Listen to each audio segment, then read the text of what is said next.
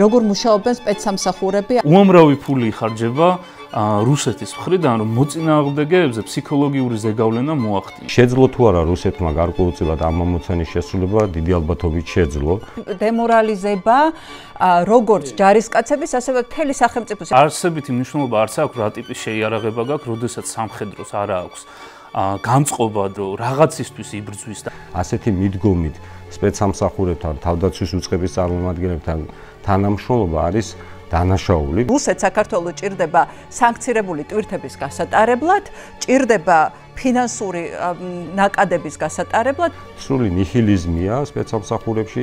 მშვიდობა არ არის ჩვენზე დამოკიდებული. და ჩვენი გადასაწყვეტი. რომ არ შემოიჭრას და აბაომის გინდა რო არ დადგეს, ამიტომ უნდა ჰყავდეს ძლიერი თავდაცვის უწყებები, სახელმწიფო უნდა იყოს გამართული, უნდა ჰყავდეს ძლიერი პარტნიორები. ვართ აბსოლუტურად მარტო დარჩენილი მოკავშირეების გარეშე. ჩვენ რისი იმედი შეიძლება გქონდეს პარტნიორების გარეშე, ჩემთვის უბრალოდ წარმოუდგენელია. განსხვავებული აზრის მქონე საზოგადოების განდევნა ხდება ჯერ აქტიური სივრციდან და შემდგომ ალბათ ქვეყნიდან. და ბერმა დაკარგა იმედი და ძალიან კარგი იქნება თუ ეს ხალხი წავა საერთოდ აქედან. ეხლა ვერ დაბრუნება 37 წელი იმ თვალსაზრისით, რომ ვერ დაგხრეტე.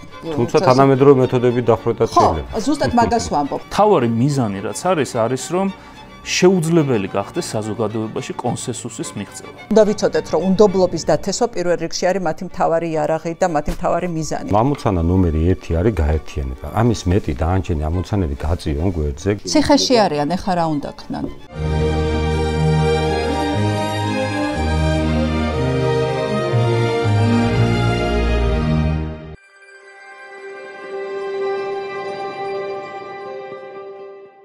კიდევ ერთხელ შეგახსენებთ, რომ თქვენ ხართ პლატფორმაზე მისმინე, ძალიან დიდი თხოვნა ჩვენი, რომ გამოიწეროთ ჩვენი არხი, დაალაიქოთ ჩვენი პოდკასტები, გადააზიაროთ და ამით ნამდვილად ხელს შეუწყობთ ჩვენი არხის პოპულარიზაციას იმ სიტუაციაში, როდესაც თავისუფალი მედია არის ძალიან მძიმე მდგომარეობაში. მოკლედ დღეს ჩვენ აქ შევიკრიბეთ ძალიან საინტერესო თემაზე სასაუბროთ, რომელიც დარწმუნებული ვარ, თქვენც დაგაინტერესებთ. ეს არის როგორ მუშაობენ სპეცსამსახურები და ამ შემთხვევაში რუსულ სპეცსამსახურებზე ვილაპარაკებთ, რომლებიც მუშაობენ სამწუხაროდ ქართული სპეცსამსახურების გავლით იმისათვის, რომ საქართველოს სუვერენიტეტი დაკარგოს.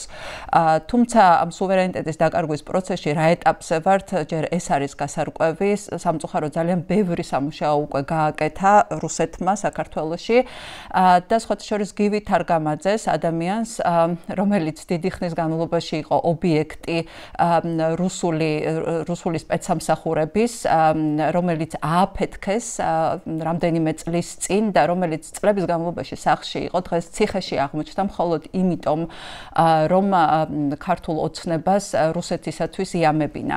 და მას აქვს ძალიან საინტერესო სტატუსები ციხიდან და ერთ-ერთი სტატუსი არის სწორედ ამ სპეცსამსახურების მუშაობაზე და ძალიან ზუსტად ამბობს ერთ რამეს. როგორც უკრაინაში, ისე საქართველოში რუსეთს ჰქონდა ძალიან მკაფიო და აქვს ძალიან მკაფიო მიზანი. ეს არის ლოიალური ხელისუფლება, დემილიტარიზაცია, დენაციფიკაცია და ნეიტრალიტეტი. რუსეთმა ამის მიღწევა უკრაინაში სცადა სამხედრო ოპერაციით, სპეცოპერაციას უწოდებდა ის ამას, როგორც გახსოვთ, რომელიც წესით რამდენიმე დღეში თუ არა კვირაში უნდა მოემთავრებინათ და ეს ყველაფერი სპეცოპერაცია გადაიზარდა ძალიან დიდ ომში და რუსეთმა თავის მიზანს ვერ მიაღწია უკრაინაში. სამაგიეროდ საქართველოში მიაღწია ამ მიზანს ბევრად უფრო რბილი, შეუმჩნეველი ჰიბრიდული ომის წყალობით. ჩვენ ახლა ყავს სტუმრებად ერეკლე შუბითიძე, სტრატეგიული თავდაცვის სამინისტროს სტრატეგიული კომუნიკაციის დეპარტამენტის სამმართველოს უფროსის ყოფილი მოადგილე და შალვა ლომიძე დაზვერვის ყოფილი უფროსი და მასთან ერთად განვიხილავთ ამ თემებს. ერეკლე, შალვა, ძალიან დიდი მადლობა, რომ ხართ ჩვენთან ერთად. იმ დღეს ვუსმენდი FSB-ს ყოფილი თანამშრომლის ინტერვიუს 2016 წლამდე მუშაობდა ეს კაცი ეგრეთ წოდებულ მეორე განყოფილებაში, რომელიც არის მიმართული შიდა ოპონენტების წინააღმდეგ და ყვებოდა ძალიან დაწვრილებით რა ხერხებს ხმარობენ რუსეთის სპეცსამსახურების წარმომადგენლები ოპოზიციის გასანადგურებლად შიდა ოპონენტებზე სანადიროდ და ვუსმენდი აბსოლუტურად ერთი განსხვავებაც ვერ დავიჭირე, იმდენად დიდი მსგავსება იყო. მაგრამ სანამ ამაზე გადავალთ, მოდი გავიაროთ საფეხურებად ის მიზნები, რომელიც რუსეთს ჰქონდა. და ლოიალური ხელისუფლება, ეხლა ამაზე სალაპარაკო აღარაფერი აღარ გვაქვს, იმდენად თვალსაჩინოა ეს ამ ქართული ოცნების ლოიალობა, რომ ამაზე მე მგონი რაღაცა შეგვიძლია ზედ დავამატოთ მე, მაგრამ ჯერ ვილაპარაკოთ აი მთავარ მიზანზე, დემილიტარიზაციაზე, ხო? და როგორ მოხდა დემილიტარიზაცია ძალიან ანუ გვაქვს თუ არა, აქვს თუ არა მიღწეული, ერეკლე შენგან დავიწყებ, რადგან თავდაცვის სამინისტროში მაინც ამას აკვირდებოდი შიგნიდანაც და გარედანაც და უფრო მეტი ინფორმაცია გაქვს. როგორ ანუ რა დღეშია დღეს ქართული ჯარი და ამ დემილიტარიზაციის მიმართულებით რა წარმატებები აქვს რუსეთს? გამარჯობა, მადლობა მოწვევისთვის და მივესალმები თქვენს მაყურებელს. სხვათა შორის ერეკლეს აქვს თავისი პოდკასტი და მინდა გადმოვიყვანო მის მინაზე, ესე პირდაპირ არ ვიცი ჯერ ეგ ამბავი, მაგრამ მოდი კითხვას დაუბრუნდები. ხუმრობ. კი ბატონო, დემილიტარიზაცია, რა თქმა უნდა, ნებისმიერი ტრულად განწყობილი სახელმწიფოსთვის ერთ-ერთი მთავარი ამოცანა არის, ანუ ქვეყნის დააპყრობა სამხედრო რესურსების გარეშე. გაცილებით უფრო იაფია, გაცილებით უფრო მისაღები არის საზოგადოებისთვის. ამ მიმართულებით ძალიან რთული სამუშაო არის. პირველ რიგში უნდა შეაღწიო მოწინააღმდეგის საინფორმაციო გარემოში. სამწუხაროდ ჩვენი ქვეყნის დამოუკიდებლობის დღიდან დღემდე რო გითხრათ, რომ თავდაცვის სამინისტრო და შეიარაღებული ძალები და მათი კეთილდღეობა, მათი შეიარაღება ნომერ პირველი პრიორიტეტი იყო რომელიმე სახელმწიფოს, რომელიმე მთავრობას უფრო სწორედ ძალიან მაღალ დონეზე ჰქონდა აწეული ეს და სამხედროებზე იმ დონეზე ზრუნავდა, რა დონეზეც უნდა იზრუნოს სახელმწიფომ, რომლის 20%-იც ოკუპირებული არის. ესეთი რაღაცა არ ყოფილა. სამწუხაროდ ბოლო პერიოდში განსაკუთრებით რეიტინგი თვითონ სამხედროების ჯარში წასვლის პოპულარიზაცია. რამდენად პოპულარული არის, რომ მოქალაქეებმა იმსახურონ ჯარში. რამდენად პოპულარული არის, რომ სავალდებულო სამხედრო სამსახურში შევიდნენ. ესეც გარკვეულ პრობლემებთან არის დაკავშირებული.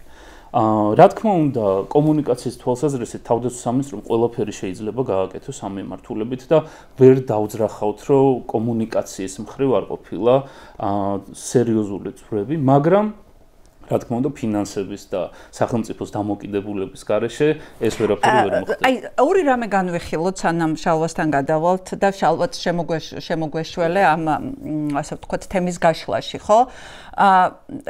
რასაკვირველია, ქართულ ჯარს ყოველთვის ჰქონდა პრობლემები, გვახსოვს ჯერ ცნობი ესეთი კადრების არა მომდის თვალებიდან, როგორი იყო შევარდნაძის დროს ქართული ჯარი ჩუსტებით რო დადიოდნენ და არანაირი არ ქონდათ არანაირი აღჭურვილობა. თუმცა იმის შემდეგ რაღაცა გარკვეული ეს რთული პროცესია, ხო, ერთი ხელის მოსმით ჯარს ვერ შექმნი, მაგრამ გაიარა ამ ეს პროცესი მაინც იყო დინამიური, ქართველებმა იმსახურეს ნატო სტანდარტების ჯარში, ავღანეთში, ერაყში, რასაკვირველია მიიღეს უზარმაზარი ცოდნა იქედან.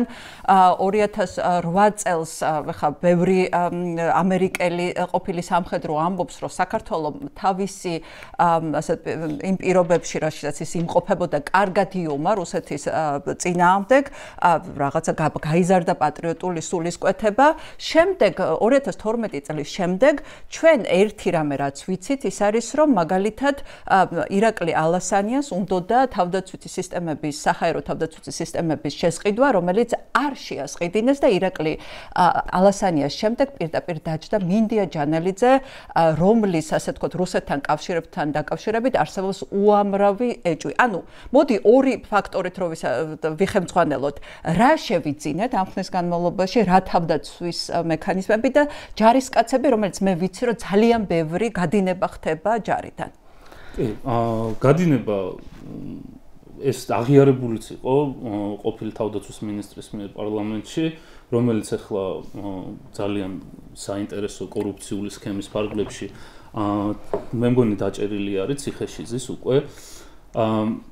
ეს ყველაფერი თავიდან ბოლომდე არის ბურჭულაძეა. ხო, ბურჭულაძე ციხეშიძის. თავიდან ბოლომდე არის დაკავშირებული იმ მიდგომებთან და ეს ბურჭულაძის ციხეშიძის ჯდომაც არის იმ მიდგომის ნაწილი, ხო? ჩვენ ვხედავთ, რომ თავდაცვის ორი მინისტრი ყოფილი ირაკლი ღარიბაშვილი და ჯუანშერ ბურჭულაძე ორივე კორუფციის მიმართულებით ეხლა არის გამოძიება ერთი ციხეშიძის, მეორე გირაოთი არის გამოშვებული და ეს დამოკიდებულება ეხლა რო გამოჩნდა საზოგადოებისთვის, შიგნით ხო ჩანდა ეს დამოკიდებულება. ამას სერიოზული გავლენა აქვს თითოეული სამხედროს мотиваციაზე, მორალზე. რო ხედავენ ისინი, რომ ასეთი ტიპის კორუფციული სქემებია და მე ახლა არ ვიცი ზუსტად, მაგრამ დარწმუნებული ვარ, რომ რაღაც MRI-ის აპარატი არ არის ერთადერთი, რაც იყო პრობლემური, ხო იქ.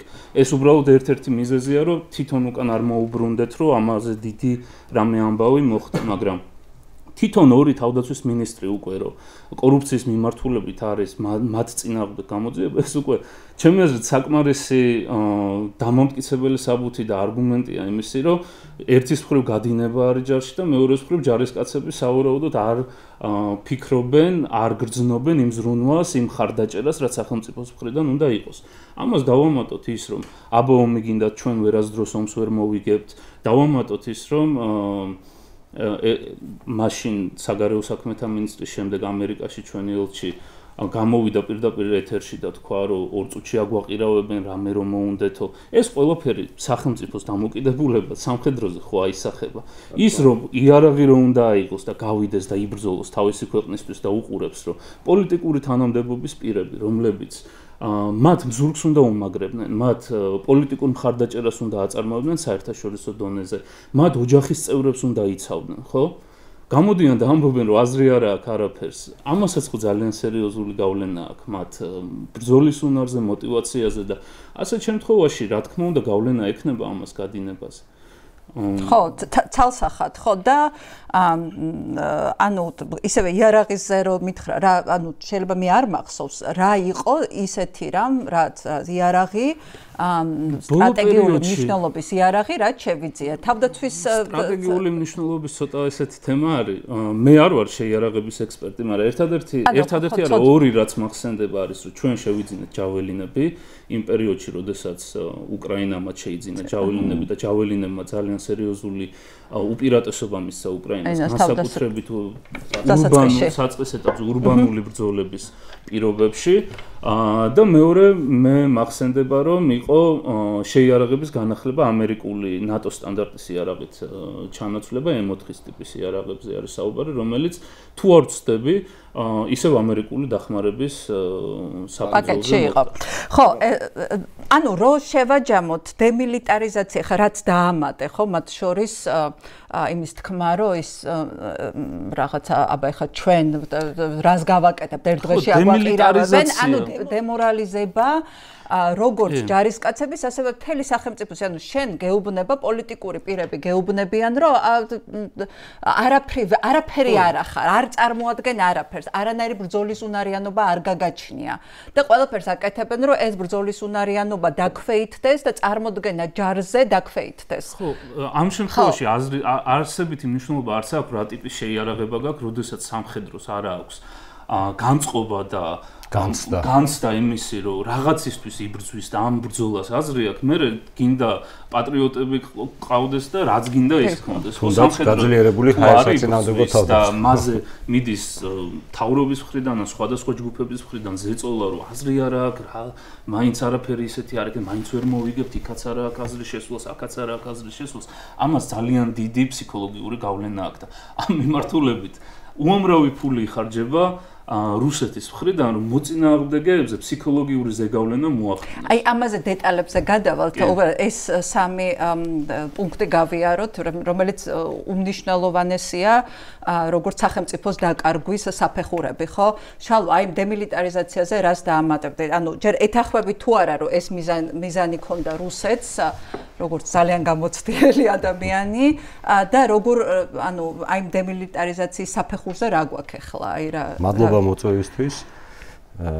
ერეკლეს პოზიციას ვიზიარებ, დიახ, ნამდვილად ეს იყო, ასე ვთქვათ, მათ შორის ჰიბრიდული აქტივობის ნაწილში, სწორედ ერთ-ერთი ესეც იყო, რომ თავდაცვის სამინისტრო, სამართალდამცავი სისტემა, სპეცსამსახურები ყოფილიყვნენ მიზნის და ამოცანის გარეშე. ანუ მათ არ სცოდნოდათ, რომ ახლობადიან თუ გრძელვადიან პერსპექტივაში რა ტიპის ამოცანის გადაწყვეტის წინაშე აღმოჩნდებოდა სახელმწიფო, შესაბამისად, როგორც ინდივიდუალურ რეჟიმში, ასევე სოციუმში, სადაც ეს მაინც ჩაკეტილი სოციუმებია, ამ სოციუმში ალბათ დაინერგა და გაღვივდა მოსაზრება, რომ ბრძოლას, მოქმედებას, აქტივობას, განათლების მიღებას, შესაბამის შეიარაღების შეძენას თუ შესაბამისი ცოდნის დაგროვებას, მათ შორის დასავლელ პარტნიორებთან თანამშრომლობას აზრი არ აქვს, იმიტომ რომ ჩვენ დაახლოებით იმის პოტენციალი გვაქვს, რომ უბრალოდ ოდნავ უკან დავიხიოთ და შევეგუოთ იმ მოცემულობას, რა მოცემულობის წინაშე აღმოჩნდებით. შესაძლოა ძალიან ცუდი რაღაცის თქვა, და შესაძლოა ვიღაცა გულისიღრმეში ასე ფიქრობს, მაგრამ ასეთი ტერმინოლოგიით, ასეთი ფრაზეოლოგიით, ასეთი მიდგომით სპეცსამსახურებთან, თავდაცვის უწყების წარმომადგენლებთან თანამშრომლობა არის დანაშაული, პირდაპირ ვიტყვი, ეს არის დაუშვებელი, რაც არ უნდა მოცემულობა იყოს, მათში პატრიოტული მოტივების გაღვივება, მათი გადამზადება, მათი შეიარაღება, ეს არის სახელმწიფოს ნომერ პირველი ამოცანა. ჩვენ არ უნდა დაგვავიწყდეს, რომ რუსეთი ჩვენი მტერი არის, ეს ერთი, რუსეთი ჩვენი მეზობელი იქნება მუდმივად და საქართველო არის ის სახელმწიფო, რომელსაც სჭირდება ძლიერი თავდაცვის უწყება, ძლიერი სასაზღვრო დანაყოფები და ძლიერი სპეციალური სამსახურები. ეს არის ის ძირითადი ორგანიზაციები, რომლებმაც უნდა უზრუნველყო ჩვენი საზოგადოების უსაფრთხოება და შესაბამისად ისინი ყველაზე მეტად მოტივირებულები უნდა იყვნენ ეროვნული ამოცანების გადაწყვეტის კონტექსტში. შეძლო თუ არა რუსეთმა გარკვეულწილად ამ ამოცანის შესრულება, დიდი ალბათობით შეძლო, სამწუხაროდ ეს ასეა. ჩვენ ჩამოვშორდით სხვადასხვა ტიპის საერთაშორისო პლატფორმებს, ახლა თავდაცვის სამინისტროს დეტალებში ვერ შევალ აქვს ამ ინფორმაციას, მაგრამ სპეცსამსახურების ნაწილში შემიძლია ვთქვა, რომ საერთაშორისო თანამშრომლობა დაზიანდა, ამის აღდგენას დაჭირდება ძალიან დიდი რეფორმა შიგნით ორგანიზაციებში და შესაბამისად ამ პროცესის და ამ პროექტის ავტორი, სადღაც მოსკოვში ალბათ გარკვეულწილად უკვე კმაყოფილია, ვინაიდან მან მიაღწია იმ შედეგს, რომ სრული ნიჰილიზმია სპეცსამსახურებში, ალბათ სავარაუდოდ თავდაცვის უწყებაშიც და გარკვეულწილად ამოცანა ნომერი 1 მან გადაწყვიტა. ანუ მას საქართველოს მხრიდან რაიმე ტიპის გამოწვევა, რაიმე ტიპის წინააღმდეგობა ამ ეტაპზე ვერ შეხვდება. ყველაფერთან ერთად რაც გააკეთეს, ყველაზე მნიშვნელოვანი და ყველაზე საბედისწერო ჩვენთვის ეს არის, რომ მთლიანად ჩამოგვაშორეს პარტნიორებს. ანუ არათუ პატარა ქვეყანა და ჩვენნაირი პატარა ქვეყანა, დიდ ქვეყნებსაც ჭირდება ალიანსები, ხო, რატო შეიქმნა ნატო, იმისათვის, რომ ერთმანეთი დაიცვან. მაშინ როდესაც ვლაპარაკობთ აგერ საფრანგეთზე, რომელსაც აქვს ბირთვული იარაღი და ასევე იმ ქვეყნებზე გერმანიას, რომელსაც აქვს, ნუ ქონდა უზარმაზარი წარმოება და ეხლა ანახლებს, ხო, ანუ ასეთ ქვეყნებზე ვლაპარაკობთ, რომ მათაც ჭირდებათ ძალიან შეკრული ალიანსები იმისათვის, რომ თავი დაიცვან. ეხლა ძალიან კარგად უნდა ესმოდეს ყველას, რომ ჩვენი გადარჩენა არის, რომ რაც შეიძლება სიღრმე ამ ალიანსებს მივეკროთ, როგორც პატარა ქვეყანა. სხვა შემთხვევაში, ხო, თუ ჩვენ დავრჩით ყოველ მოკავშირეების გარეშე, ანუ მოკავშირეები ეხლა რისკიც უკვე არსებობს. რისკი არა, რეალურად არსებობს. რეალურად არის. ჩვენ ვართ მოკავშირეების გარეშე და ამ კონტექსტში აუცილებლად უნდა გავიხსენოთ 2008 წელს რატომ არ შემოგრიალდნენ რუსული ტანკები თბილისში, იმიტომ რომ ამერიკის პრეზიდენტმა ბუშმა მაშინ გააკეთა საქართველოს მხარდამჭერი განცხადება, გვერდით ყავდა ერთი უშიშროების საბჭოს მდივანი და პენტაგონის ხელმძღვანელი და სამხედრო გემზე ლაპარაკობდა, რომელიც შავ ზღვაში იყო. ხო, ეს იყო ის რამაც მაშინ რუსეთი გააჩერა, იმიტომ რომ რუსეთი მაშინ უფრო სუსტი იყო ვიდრე დღეს. ანუ რო წარმოვიდგინოთ. თორე ეს რო არ ყოფილიყო, თბილისში ისე შემოგრიალდებოდა რუსული ტანკები, როგორც დაგიბარებია. ყავს დემორალიზებული, შესუსტებული ჯარი ყველანაირად მათ შორის გადინებითაც და ვართ აბსოლუტურად მარტო დარჩენილი მოკავშირეების გარეშე. აი ერთადერთ რაღაცას დავამატებ სიმწვავე რო დაემატოს ამ თემას, რომ ორი თვითგამოცხადებული ნეიტრალიტეტი, ფინეთი და შვედეთი ამ პერიოდში მათ ხელი აიღეს იმას ნეიტრალიტეტზე მარტო ყოფნაზე და ისინიც კი გახდნენ ნატოს წევრები. ანუ ისინი გრძნობდნენ, რომ მიუხედავად იმ უძლიერესი სისტემებისა და მსოფლიო დონის სისტემები აქვთ თავდაცვის მიმართულებით ფინეთსა და შვედეთს. მიუხედავად ამ სიკეთეების, ახლა ფინეთს 900,000 კაცის მობილიზება შეუძლია ერთ კვირაში, ხო? არ არის ეს მარტივად დასაპრობი ქვეყანა. ამათ მას კი გადაწყვიტეს, რომ ნატოს წევრობა გაცილებით უფრო მეტ უსაფრთხოებას და მეტ გარანტიებთან არის კავშირში, ვიდრე მარტო ყოფნა და რა ვიცი, აი ჩვენ რისი იმედი შეიძლება გქონდეს პარტნიორების გარეშე, ჩემთვის უბრალოდ წარმოუდგენელია.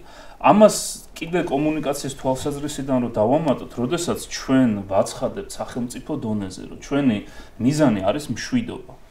ეს არის ძალიან უცნაური განცხადება, იმიტომ რომ მშვიდობა არ არის ჩვენზე დამოკიდებული. და ჩვენი გადასაწყვეტი. ხო, ჩვენი გადასაწყვეტი არ არის განსაკუთრებით მაშინ, როდესაც შენ არ ხარ გლობალური სუპერსახელმწიფო. ამერიკამ შეიძლება გადაწყვიტოს, რომ მისი მიზანი არის მშვიდობა და ვიღაცას არ დაესხას თავს, მაგრამ ჩვენ მაგის ფუფუნება ვერასდროს ვერ გვექნება. ანუ ჩვენ დამოკიდებული ვართ ჩვენ მეზობელზე, რომელსაც უკვე 20% აქვს ოკუპირებული და აქტიურ ფაზაში არ არის ომი, მაგრამ ხან ადმინისტრაციულ საზღვარს გადმოგიწევს, ხან ხალხს გაიტაცებს. რო ამბობ, რომ მშვიდობა არის, პირდაპირ გზავნილი არის, რომ ყველაფერზე წამსვლელი ხარ, ოღონდ ვიღაცამ თავში არ ჩაგარტყას.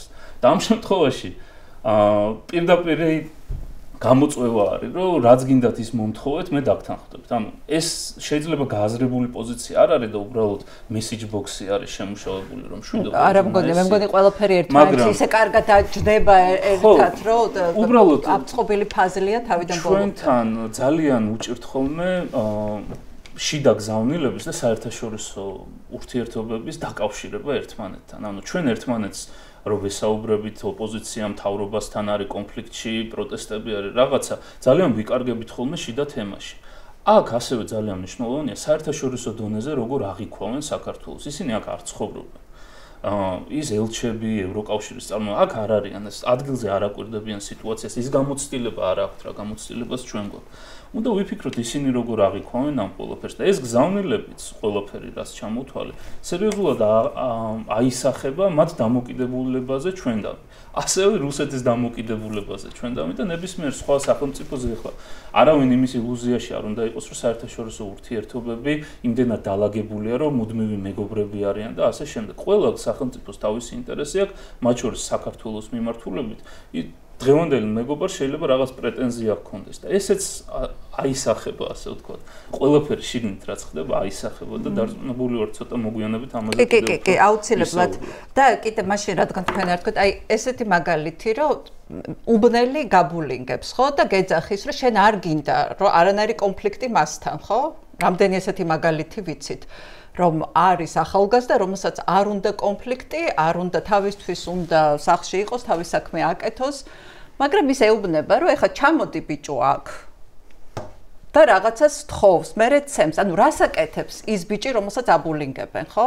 მან უნდა იპოვოს პარტნიორები, რომლებიც დაეხმარება. მან უნდა იპოვოს მეგობრები, რომლებიც დაეხმარება და დაიცავს თავის უფლებებს. ხო, და პლუს რაღაცა, რავი, უნდა იფიქროს, რომ ფიზიკურად გაძლიერდეს, ხო? შეიძლება ფიზიკურად იმდენად ვერ გაძლიერდეს, რომ იმას მოუგოს, მაგრამ მეგობრებთან ერთად აქვს შანსი, რომ იმას მოუგოს, ხო? ხო, აი ძალიან მარტივია, რა ვიცი, აი შიმპანზეებს რო დააკვირდეთ იქაც ორი დაპირისპირებული ჯგუფი რომ არის, უფრო ძლიერია ის შიმპანზე კი არა, რომელიც ფიზიკურად ყველაზე ძლიერია, არამედ ის, ვისაც ყველაზე მეტი მოკავშირე ყავს. ნამდვილად მასწავლე. რავი, მეტი მაგალითი როგორ უნდა მოვიყვანოთ, რომ გავაგებინოთ ადამიანებს, რომ მეგობრები გვჭირდება იმისათვის, რომ გადარჩეთ, იმისათვის, რომ არ იყოს ომი და იმისათვის, რომ იყოს მშვიდობა, იმიტომ რომ ის თუ დაგესხა თავს იმან უნდა იცოდეს რუსეთმა, რომ თუ თავს დაგესხა, ამისათვის ძვირად გადაიხდის. სხვა შემაკავებელი ფაქტორი შენ არ აქვს. ნამდვილად მასია სპეცსამსახურების ნაწილში დავამატებ პრაქტიკულად თანამედროვეობაში წარმოუდგენელია პარტნიორული ურთიერთობების გარეშე სპეცსამსახურების ჭრილში სახელმწიფოების წინაშე არსებული ამოცანების გადაწყვეტა, დაწყებული საერთაშორისო ტერორიზმიდან დასრულებული, ასე ვთქვათ, ლოკალური სახელმწიფოებრივი რაღაცა სპეციფიური ამოცანების დასრულება. ერთი მაგალითიც რა იმ რაღაცა უფრო თვალსაჩინოებისთვის შალვა, რამე შეგვიძლია მაგალითი მოვყვანოთ. რუსეთის სპეცსამსახურების აქტივობების წინააღმდეგ საქართველოს ტერიტორიაზე, ან რეგიონში, ან შავი ზღვის რეგიონში, ან თუნდაც ჩვენი მეგობარი სახელმწიფოების მიმართ თანამედროვე სიახლეებზე, თუნდაც კიბერსფეროში არსებულ გამოწვევებზე, თუნდაც მაგათ საქართველოს ტერიტორიის მარშრუტებად გამოყენების ნაწილში სხვა პარტნიორებთან ურთიერთობების გარეშე პირთა იდენტიფიკაცია, მათი მოქმედების ტაქტიკა, მეთოდოლოგია, ჩართული ფინანსური რესურსების ნაკადების მონიტორინგი და ასე შემდგომ ამის შესახებ ინფორმაციის მიღება ინდივიდუალურად საქართველოს სპეცსამსახურებს ამისათვის დასჭირდებათ მრავალი წელი და კიდევ საკითხავია მიაღწევენ თუ არა სასურველ შედეგს. შესაბამისად, როდესაც არსებობს ისეთი ინსტიტუტები, რომლებიც სოფლიოში ცნობილი ორგანიზაციები არიან და ქმნიან გარკვეულ წილად, ასე ვთქვათ, სადაზვერო თუ უსაფრთხოების ამინდს სოფლიოში, მათთან კარგი კოოპერაცია ჩვენ 70%-ით გვიადვილებს საკითხის გადაწყვეტას. მე რჩება პატარა მცირე ზომის ტექნიკური საკითხები, რომელიც უნდა გადაწყვეტოს უკვე შიგნით არსებული რესურსების გამოყენებით. თქვენ პირველ კითხვას დაუბრუნდები, რომელიც ასე ვთქვათ რეფორმას და განვითარებას ეხებოდა, რომ არა ჩვენი დასავლელი პარტნიორების აქტიური ჩართვა 10 წლეულების განმავლობაში ჩვენი სპეციალური სამსახურების უსაფრთხოების სისტემის რეფორმაში ჩვენ ვერ შევძლებდით იმ ამოცანებისათვის თქვათ იმ ამოცანების გადაწყვეტას, რომლის წინაშეც აღმოჩნდა ეს სახელმწიფო და გაცილებით უფრო მძიმე მდგომარეობაში ჩავარდებოდით. შესაბამისად, ცალსახად ესე დაუწერელი კანონის კონტექსტში შემიძლია ვთქვა, რომ უსაფრთხოებისა და დაზვერვის სფეროში, თავდაცვის ნაწილში აგერ ერეკლებ ბრძანა, უსაფრთხოებისა და დაზვერვის სფეროში საერთაშორისო პარტნიორებთან, ჩვენ სტრატეგიულ პარტნიორებთან თანამშრომლობის გარეშე ჩვენ აღმოჩნდებით განდეგილები და აღმოჩნდებით ძალიან მძიმე მდგომარეობაში. პრაქტიკულად გავხდებით იზოლირებული და შეგვეზღუდება ყველანაირი წოდომა იმ სენსიტიურ საკითხებთან დაკავშირებით, რომლებიც არსებით როლს ასრულებენ ჩვენი ქვეყნის უსაფრთხოების გადაწყვეტაში. მაგრამ ეხლა რო ახსენე, რომ აი ფინანსური ნაკადები, რა შემოდის, რა გადის ამ დერეფანში, ამაზე კონტროლი საერთოდ არ ჭირდებათ, იმიტომ რომ ჩვენ ნახეთ, როგორ კეთდება შავი ფული ქეში, რომელიც ჭირდება ავტორიტარიზმს აუცილებლად იმისათვის, რომ სიცოცხლე გაიხანგძლივოს, უბრალოდ ამ არაკანონიერი ფინანსური ნაკადების და ტვირთების ბრუნვიდან არის. რაში ჭირდება ეხლა დღეს მათი ინტერესებიდან გამომდინარე და რუსეთის ინტერესებიდან გამომდინარე, რომ ვიმსჯელოთ ამისი კონტროლი უცხოური დაზვერვიდან. ხო, პირიქით, რაც უფრო იზოლირებული იქნება ქართული დაზვერვა და არაფერს არ გააკეთებს და ვერაფერს ვერ გააკეთებს, უფრო ხელმისაწვდომია მისთვის არის ბევრად უკეთესი, იმიტომ რომ რუსეთს საქართველოს ჭირდება სანქცირებული ტვირთების გასატარებლად, ჭირდება ფინანსური ნაკადების გასატარებლად, ეს ჭირდება ამ რეჟიმს იმისათვის, რომ აქედან დარჩეს ფული, რომლითაც გამოყვებავს თავის ავტორიტარულ რეჟიმის ბურჯებს. რაც უფრო სუსტი იქნება მაგ უსაფრთხოების კონტექსტში ვითარება საქართველოში, მით უფრო მყარ საფუძვლებს შეიქმნის ჩვენი მოწინააღმდეგე სახელმწიფო სამომავლოდ გრძელვადიან პერსპექტივაში საკუთარი ინტერესების გაძლიერებისათვის საქართველოში. ჩვენ შეიძლება დღეს შეიძლება მოსკოვში, კრემლში, ან კიდევ რაღაცა სხვა ადგილზე ვიღაცა ფიქრობდეს, რომ გარკვეულწილად მან რაღაცა ამოცანა ნომერი 1, 2 ან 3 შეასრულა, თუმცა სამომავლოდ მათ აუცილებლად უნდა გადადგან გარკვეული ტიპის ნაბიჯები, რაც მსგავსი ტიპის, ასე ვთქვათ, მყარ წეტილებს შექმნის კვლავ სამომავლოდ საქართველოში. ისინი არ დაკმაყოფილდებიან იმ შედეგით, რაც დღეს არსებობს და ისინი ყოველთვის შეეცდებიან შექმნან ალტერნატიული ცენტრები, ალტერნატიული რესურსები იმისათვის, რომ ვინცობა 10, 15 ან 25 წლის მერე დაჭიდეთ კვლავ მსგავსი ტიპის მოქმედება, აქ უნდა გქონდეთ როგორც ადამიანური, ასევე სხვა ტიპის რესურსები. ეს ჩვეულებრივი პრაქტიკაა სპეცსამსახურების საქმიანობაში, განსაკუთრებით ისეთი სპეცსამსახურებისათვის, როგორც დღეს ყავს რუსეთის ფედერაციას, აგრესიულად მოქმედი სადაზვერვო და უსაფრთხოების სისტემა, რომელიც თავის სამეზობლო ქვეყნებში მაქსიმალურად ცდილობს, მაქსიმალური აგრესიით განახორციელოს ის მექანიზმები სპეცსამსახურების კონტექსტში ვამბობ აგრესიით, ის ამოცანები, რომლებიც მათ მისცემს სამომავლო პერსპექტივას. ადრე თუ გვიან ბევრი რამე შეიძლება მათ შორის ჩვენ ქვეყანაშიც, მაგრამ რუსეთის მიზნები და ამოცანები არ შეიცვლება, იგი შეეცდება მაგალითად პირობითად 15 წლის მერე, 10 წლის მერე კვლავ განახორციელოს გარკვეული ტიპის მოქმედებები, რაც კიდევ უფრო გაამყარებს მის პოტენციალურ შესაძლებლობებს საქართველოში. ამისათვის უნდა ვიყოთ ჩვენ მზად, ამისათვის კარგად უნდა იყოს ინფორმირებული სპეცსამსახურები თუ რა ტიპის გამოწვევები არსებობს და დაუბრუნდები ისევ იმ კითხვას, რაც წინა კითხვა იყო. ამაში რომ ჩვენ მყარად ვიდგეთ, ჩვენ გვჭირდება კარგი მეგობრები, რომლებიც გრძელვადიან პერსპექტივაში მათ ქვეყნებში არსებული გამოწვევების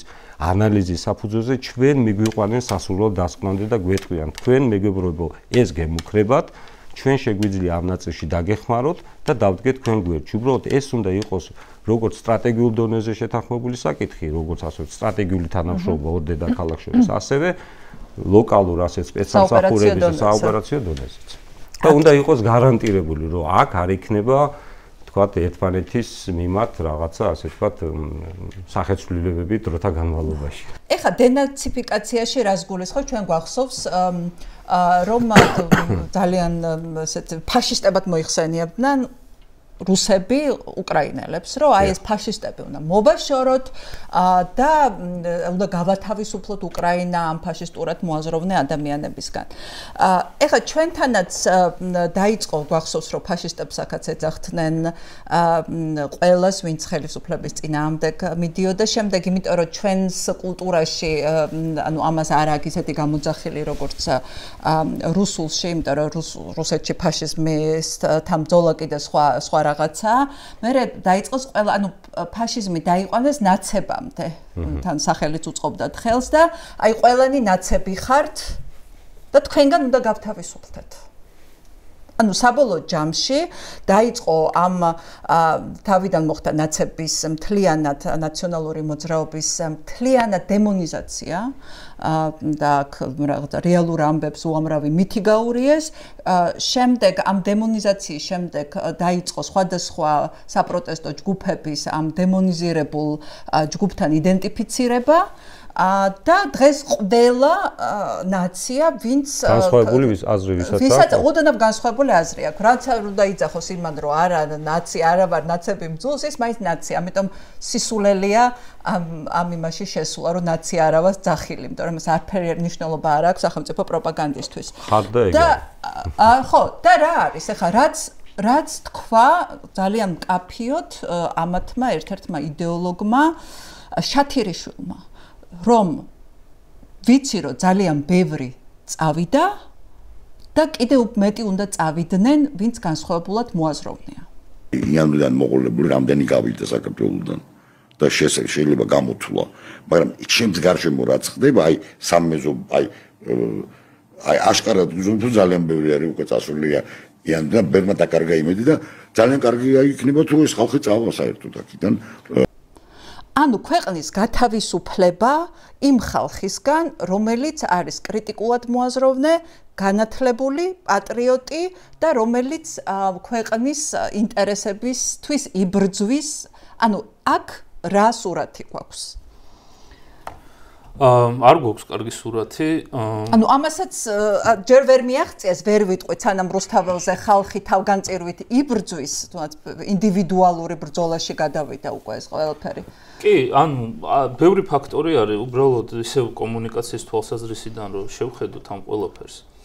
რუსები კარგად ახსენე, რატომაც იყენებენ ნაციზმს, ეს არის მათთვის ისტორიულად ძალიან ახლო თემა და ძალიან ადვილად იფუთება რაღაცა ტიპის ომი ნაციზმთან ომის მიმართებაში აღვივებს პატრიოტულ სულისკვეთებას, ბაბუაო ჩემი იბრძოდა და მოდი მეც წავალ და ასე შემდეგ. კი, ნამდვილად მათთვის ახლა უკრაინაში ნაცისტები არიან ადამიანები, რომლებსაც არ უნდათ რუსეთის ნაწილად ყოფნა და უნდათ რომ ნატოში გაწევრიანდნენ, ევროკავშირში გავწერიანდნენ. აქაც ახლა რას დაუძახებ, არსებითი მნიშვნელობა არ აქვს. თავარი სტრუქტურა არის, ნაცისტ აკაცუკს. აკაცუკს დაუძახებ, ნაცისტს დაუძახებ, რაც არ უნდა დაუძახებ, სიტყვა ეს არის ძალიან პირობითი თემა, რაც დაუძახებ. თავი რაღაცა ემოციასთან იყოს ასოცირებული, რომ იმ სახელს რო დაუძახებ, კი არ იკითხო რომ ეს კაცი ვინ არის, რას ფიქრობს, რას აზროვნებს. თავარია უკვე იმ სახელით შეიფუთოს ის და ჩამოყალიბდეს მისი ხედვა რა. ეხლა ნაცი პირდაპირ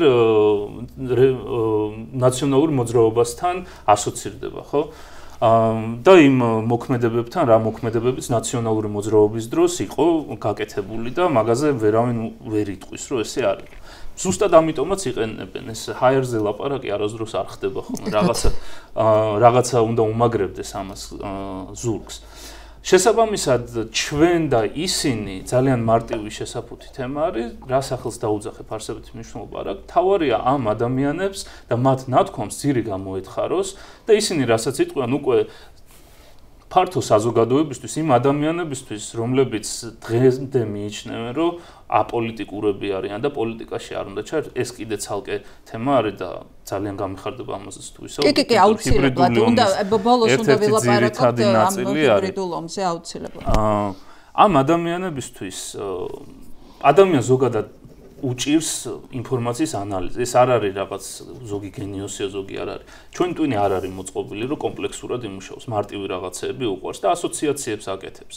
და ეს ასოციაციები ძალიან კარგად მუშაობს კომუნიკაციის დროს, მაგიტო ფერებსაც აქვს თავისი ბრენდინგში თავისი მნიშვნელობა და სიტყვებსაც რა თქმა უნდა აქვს თავისი მნიშვნელობა. ამიტომ ეს არის ძალიან ასე აპრობირებული მეთოდი, რომ მტრის ხატი შექმნა და მე ყველა ადამიანი, რომელიც შენთვის არ არის სასიამოვნო ან არ უნდა მოусმინოს საზოგადოებამ პირდაპირ ამ სახელის ქვეშ მოიხსენიო და ამითი character assassinations რასაც ეძახიან, ეგ ხდება რომ მე სუსიმართლეები რომ ვილაპარაკო, რახან უკვე ნაცი ვარ, ის ადამიანი ვინც უნდა მომისმენოს, მე აღარ მომისმენს. კი. განსხვავებული აზრის მქონე საზოგადოების განდევნა ხდება ჯერ, ასე ვთქვათ, აქტიური დემონიზება ხდება, აქტიური სივრციდან და შემდგომ ალბათ ქვეყნიდან ნამდვილად ძალიან ბევრი პერსპექტიული ადამიანია ქვეყნიდან წასული, რომელსაც არსებითი როლი შეეტანა ჩვენი ქვეყნის განვითარებაში. აქ ალბათ დგას როგორც მოსკოვის ინტერესი, რომ გაწმინდოს ქართული საზოგადოება იმ ნაწილისგან, რომელმაც შეიძლება სამომავლოდ გარკვეული პრობლემები შეუქმნას მას და ასევე ლოკალური ინტერესი შიგნით თბილისსაც აწყობს გარკვეულწილად იმ საზოგადოების გამიჯვნა ქვეყნიდან, რომელმაც შექმნა გარკვეული ტიპის პოლიტიკური პრობლემები, შექმნა განსხვავებული მოძრაობები, შექმნა განსხვავებული აზრი, ალტერნატივა გააჩინა, ან დაიცვა ის პრინციპები, რომელიც აუცილებლად დასაცავია. ამ შემთხვევაში ორი დედაქალაქის ინტერესი ემთხვევა ერთმანეთს და იმიტომ რომ მათი ინტერესი ანუ ერთია, ერთი გზავნილია ეს სავარაუდოდ, ეხლა ამას არ უნდა დიდი ასე ვთქვათ შეფასება, ეს არის ერთი დიდი ამოცანის კონკრეტული შემადგენელი ნაწილი, დიახ, განსხვავებული აზრი უნდა განიდენოს, სწორი ბრძანა აქ სწორად ბრძანა ერეკლემ, რომ დაერქვა სახელი, შენ რაც არ უნდა ამტკიცო, რომ ეს სახელი არ მქვია, შენ უკვე დაგარქვეს ეს სახელი და ყოველდღიურ რეჟიმში ხდება ამ დარქმეული სახელის დამკვიდრება და გაძლიერება. და შენც უკვე გიჭირს იმის დამტკიცება და სავარაუდოდ ეგეც სტრატეგია ალბათ რომ დაიწყო ბრძოლა იმისთვის რომ მე ეს არა ვარ ის ვარ და ეგეც საკუთარი ძალების სხვა მართლებით ხო თავის მართლების რეჟიმში ამიტომ მე ნაცი არა ვარ ამის ძახილს არა აქვს მნიშვნელობა აბსოლუტურად პირიქით იმ ფორმულაში ჯდები და მის გზავნილს კიდე უფრო აძლიერებ და აი დემონი ზუსტად ეგ არის ახლა ჩვენ შემთხვევაში რა ხდება რომ კარგად გავიაზროთ ეხლა ვერ დაბრუნება 37 წელი იმ თვალსაზრისით რომ ვერ დაგხურეტენ ხო ანუ დახურეტა თუმცა თანამედროვე მეთოდები დახურეტა შეიძლება ხო ზუსტად მაგას ვამბობ ვერ დაგხურეტენ მაგრამ იგივე ხდება ხო თუ ადრე რეპრესიები ითვალისწინებდა და არასასურველი ელემენტების საზოგადოებიდან მოშორებას მათი ნაწილის დახურეტას ნაწილის გადასახლებას და ამას ჩვენ ვლაპარაკობთ საუკეთესო ნაწილზე საზოგადოების საუკეთესო ნაწილზე ხო ასე გამოშიგნა მაშინ ბოლშევიკებმა საქართველოს ეხლა იგივეს მიღწევას ცდილობენ ერთი შენი რეპუტაციის მთლიანად გაფუჭებით და მეორე იმ მდგომარეობამდე მიყვანით რომ წახვიდე აქედან ეხლა არასამთავრობო ორგანო ფინანსური ნაკადების შეჩერების ერთ-ერთი მიზეზი მთავარი მიზეზი რა იყო ხო ის ხალხი რომელიც საქმეს აკეთებდა და ასეთ ხალხს განსხვავებული აზრის მქონე ხალხს არ შეუძლია დასაქმდეს საჯარო სამსახურში, ან თუნდაც ბიზნესში, იქ იმიტომ რომ ODR-ები ეტყვიან რომ აქ არ არის სასურველი ელემენტია, ერთადერთი შემოსავლის წყარო აქვს, რომ საერთაშორისო ორგანიზაციებიდან მიიღოს დაფინანსება. ამ ხალხს გადაუჭრეს ეს ასე ვთქვათ, შემოსავლის წყარო ფინანსურად ხუთავენ ისე, რომ უბრალოდ რაღაცა მომენტში შეიძლება დარჩეს ფიზიკური ყოფნა არ ყოფნის საკითხი, გადარჩენის საკითხი, ოჯახის საკითხი. ამიტომ მიდიხარ, ანუ რიგ შემთხვევაში დადგა კიდევაც ეგ საკითხი. ხო. რიგ შემთხვევაში დადგა, ნამდვილად ჩემს გარშემო თან უამრავ ადამიანს აქ უამრავი ვალდებულება. ამიტომ შენ ახლა ციმბირში ვერ გადაგასახლებენ, მაგრამ შეინებით წახვალ და ასე გაიწმინდება საზოგადოება მათთვის. გაიწმინდა კიდევაც. სამწუხაროდ ძალიან ბევრი ადამიანი გავიდა ასე ვთქვათ. ეხლა ნეიტრალიტეტ რაც შეეხება უკვე რასაკვირველია დაიწყოს ამაზე ლაპარაკი და ეს კიდე ერთხელ გვახსენებს როგორ ნელ-ნელა შემოგვაცურეს ყველაფერი, ხო? აი თუნდაც ანტიდასალურ გზავნილებზე ჯერ ალტინფო დააკანონეს და მისი საშუალებით, შემდეგ გამოყო ივანიშვილმა თავისი პარტიიდან ეს ხალხის ძალა, რომელსაც გააჟღერებინა ყური შეაგუა მათ განცხადებებს მეორე ფრონტზე, Deep State-ზე, გლობალური ომის პარტიაზე, რომ დასავლეთი ცუდია, რომ არ გვინდა ასეთ დასავლეთთან. შემდეგ ეს უკვე პარტიამ დაიწყო და ბოლოს დააგვირგვინა ივანიშვილმა, ხო? აი ასე თანდათანობით გვაჩვევენ აი მართლა მოხარშული ბაყაყის მდგომარეობაში აღმოჩნდით მთელი ქვეყანა, რომ ბაყაყი ვიყავით ცივწყალში, ნელ-ნელა გაათფეს და აბოხტომასაც ვერ ვასწრებთ. აქედან ეხლა გადავიდეთ ამ იმაზე, ხო? ჰიბრიდული ომი როგორ მუშაობს და მე ჩვენ რა შეგვიძლია გავაკეთოთ? აი როგორ მუშაობენ სპეცსამსახურები ამ ჰიბრიდული ომის საშუალებით? კი ბატონო, მე ვისაუბრებ ჰიბრიდული ომის საინფორმაციო ელემენტზე, რასაც ფართოდ ვეძახით, საინფორმაციო ზეგავლენის აქტივობები, რომელიც მოიცავს პროპაგანდას, დეზინფორმაციას და ბევრ სხვა რაღაცას. ძალიან ხშირად შეცდომას უშვებენ და ფიქრობენ, რომ აი რაღაც fake news-ის გავრცელება არის მარტო რითითაც შემოიფარგლება ეს საინფორმაციო ზეგავლენის აქტივობა. ეს ასე არ არის. fake news-ები შეიძლება ძალიან მცირე ნაწილი იყოს იმ ქმედებებისა, რაც შეიძლება განახორციელო იმისთვის, რომ ადამიანზე ზემოქმედება მოახდინო ფსიქოლოგიური. ერთ-ერთი ყველაზე ჩვენთვის ყველაზე კარგად დასანახი ელემენტი არის ადმინისტრაციული საზღვრის გადმოწევა. ანუ არა აქ არანაირი ლოგიკა, ხან გადმოწევენ, ხან არა, ეს ერთადერთი მას ემსახურება, რომ შიგადაში გაგახსენოს, რამდენად უსუსური ხარ და რამდენად არ შეგიძლია, რომ შენი მოქალაქეები დაიცვა. და ამას მოყვება ის თემაც, რომ შემდეგ უკვე საზოგადოებასა და მთავრობას შორის არის დაპირისპირება და საუბარი, შენ ეს უნდა გაგეკეთებია, შენ ეს უნდა გაგეკეთებია. ანუ ეს პროცესი ჩვენ არ უნდა დავინახოთ, რომ ვიღაცა ერთ ჯგუფს ემსახურება. ჩვენი გარე მტერი ცდილობს რაც შეიძლება დიდი ქაოსი შექმნა საზოგადოებაში და თავარი მიზანი რაც არის რომ შეუძლებელი გახდეს საზოგადოებაში კონსენსუსის მიღწევა ნებისმიერი თემის მიმართულებით. არა აქვს მნიშვნელობა რა თემაზე არის საუბარი. რაც უფრო მეტი დაპირისპირება იქნება, რაც უფრო მეტი ჯგუფი იქნება და რაც უფრო მეტი შეუთანხმებლობა იქნება, მით უკეთესი არის ამ ძალისთვის, ასე ვთქვათ, ავტორებისთვის. ამ ორი ავტორი ყავს კრებში და აგერ თეთრ შუშის სასახლეში, ხო? კი და ჩვენ, ანუ ამ პროცესებში ძალიან ბევრი სხვადასხვა მიმართულებით მუშაობენ და წეგან ვახსენე ეს აპოლიტიკურობის თემა. რუსეთმა რასაც მიაღწია საკუთარ საზოგადოებაში, რომელზეც უკვე პუტინი 25 წელია ეფექტურად მართავს, არის რომ გაიზარდა საზოგადოება, რომელსაც იმდენად სტკივა და იმდენად ვერ გაერკვია მის როლში პოლიტიკაში, რომ ურჩევნია თქვას, რომ ეს ჩემი თემა არ არის, პოლიტიკოსები მიხედავენ და ამით ჩამოაშორა ძალიან ბევრი ადამიანი პოლიტიკურ პროცესებს. ეხლა ეს რატო არის სახიფათო, განსაკუთრებით ქვეყნისთვის, რომელსაც აქვს პრეტენზია, რომ იყოს დემოკრატიული. ჩვენი თითოეული მოქალაქე თავისი ხმით ირჩევს ქვეყნის მომავალს და ქვეყნის განვითარების გზას. როდესაც შენ იმდენად მტკივნეულ და სახიფათო თემას ქმნი, რომ ადამიანმა თქვას, რომ მე აპოლიტიკურობ არ ვერევი თქვენ საქმეში, თქვენ მიხედეთ ამას, ამით უკვე ძალიან დიდ ამომრჩეულის ნაწილს თიშავს ამ პოლიტიკური პროცესიდან. განსაკუთრებით იმ ხალხს, ვინც შეიძლება ძალიან საინტერესო იდეები შემოვიდეს და ეს არის ძალიან სახიფათო თემა, განსაკუთრებით ახალგაზრდების მიმართულებით, იმიტომ რომ თაობები იცვლება საბჭოთა კავშირში, ეხლა თაობები მოდის, რომელიც საბჭოთა კავშირში არ დაბადებულ, მეც მათ შორის არ დაუბადებულ ვარ საბჭოთა კავშირში, დავიბადე შემდეგ და ჩემთვის ძალიან უცხო არის ეს პროცესები. როდესაც ეს თაობა იზრდება და უკვე გადაწყვეტილების მიღების უნარი აქვს და არჩევნებში მონაწილეობის უნარი აქვს, ისინი აღარ მისცემენ ავტორიტარულ პიროვნების კულტს, რაც უკვე საბჭოთა გადმონაშთი არის. ისინი უფრო თავისუფალ არჩევანს მისცემენ ხმას. ამიტომ ჰიბრიდული ომის იქნება ეს საგარეო მიმართულებით რუსეთი ამერიკაშიც ძალიან სერიოზულად, ევროკავშირშიც ძალიან სერიოზულად. უბრალოდ აქ ის არის, რომ იგივე იქ ადგილობრივი ხელისუფლებები ებრძვიან და აქ პირიქით აძლიერებს ეს ამას. აქ ემთხვევა ინტერესი კი ბატონო და ძალიან სახიფათო თემა არის და ჩვენ ხშირად გაგვიგია ესეთი ფრაზა, რომ თუნდაც გააპროტესტონ, მაგრამ პოლიტიკური მოთხოვნები ნუ ექნებათ.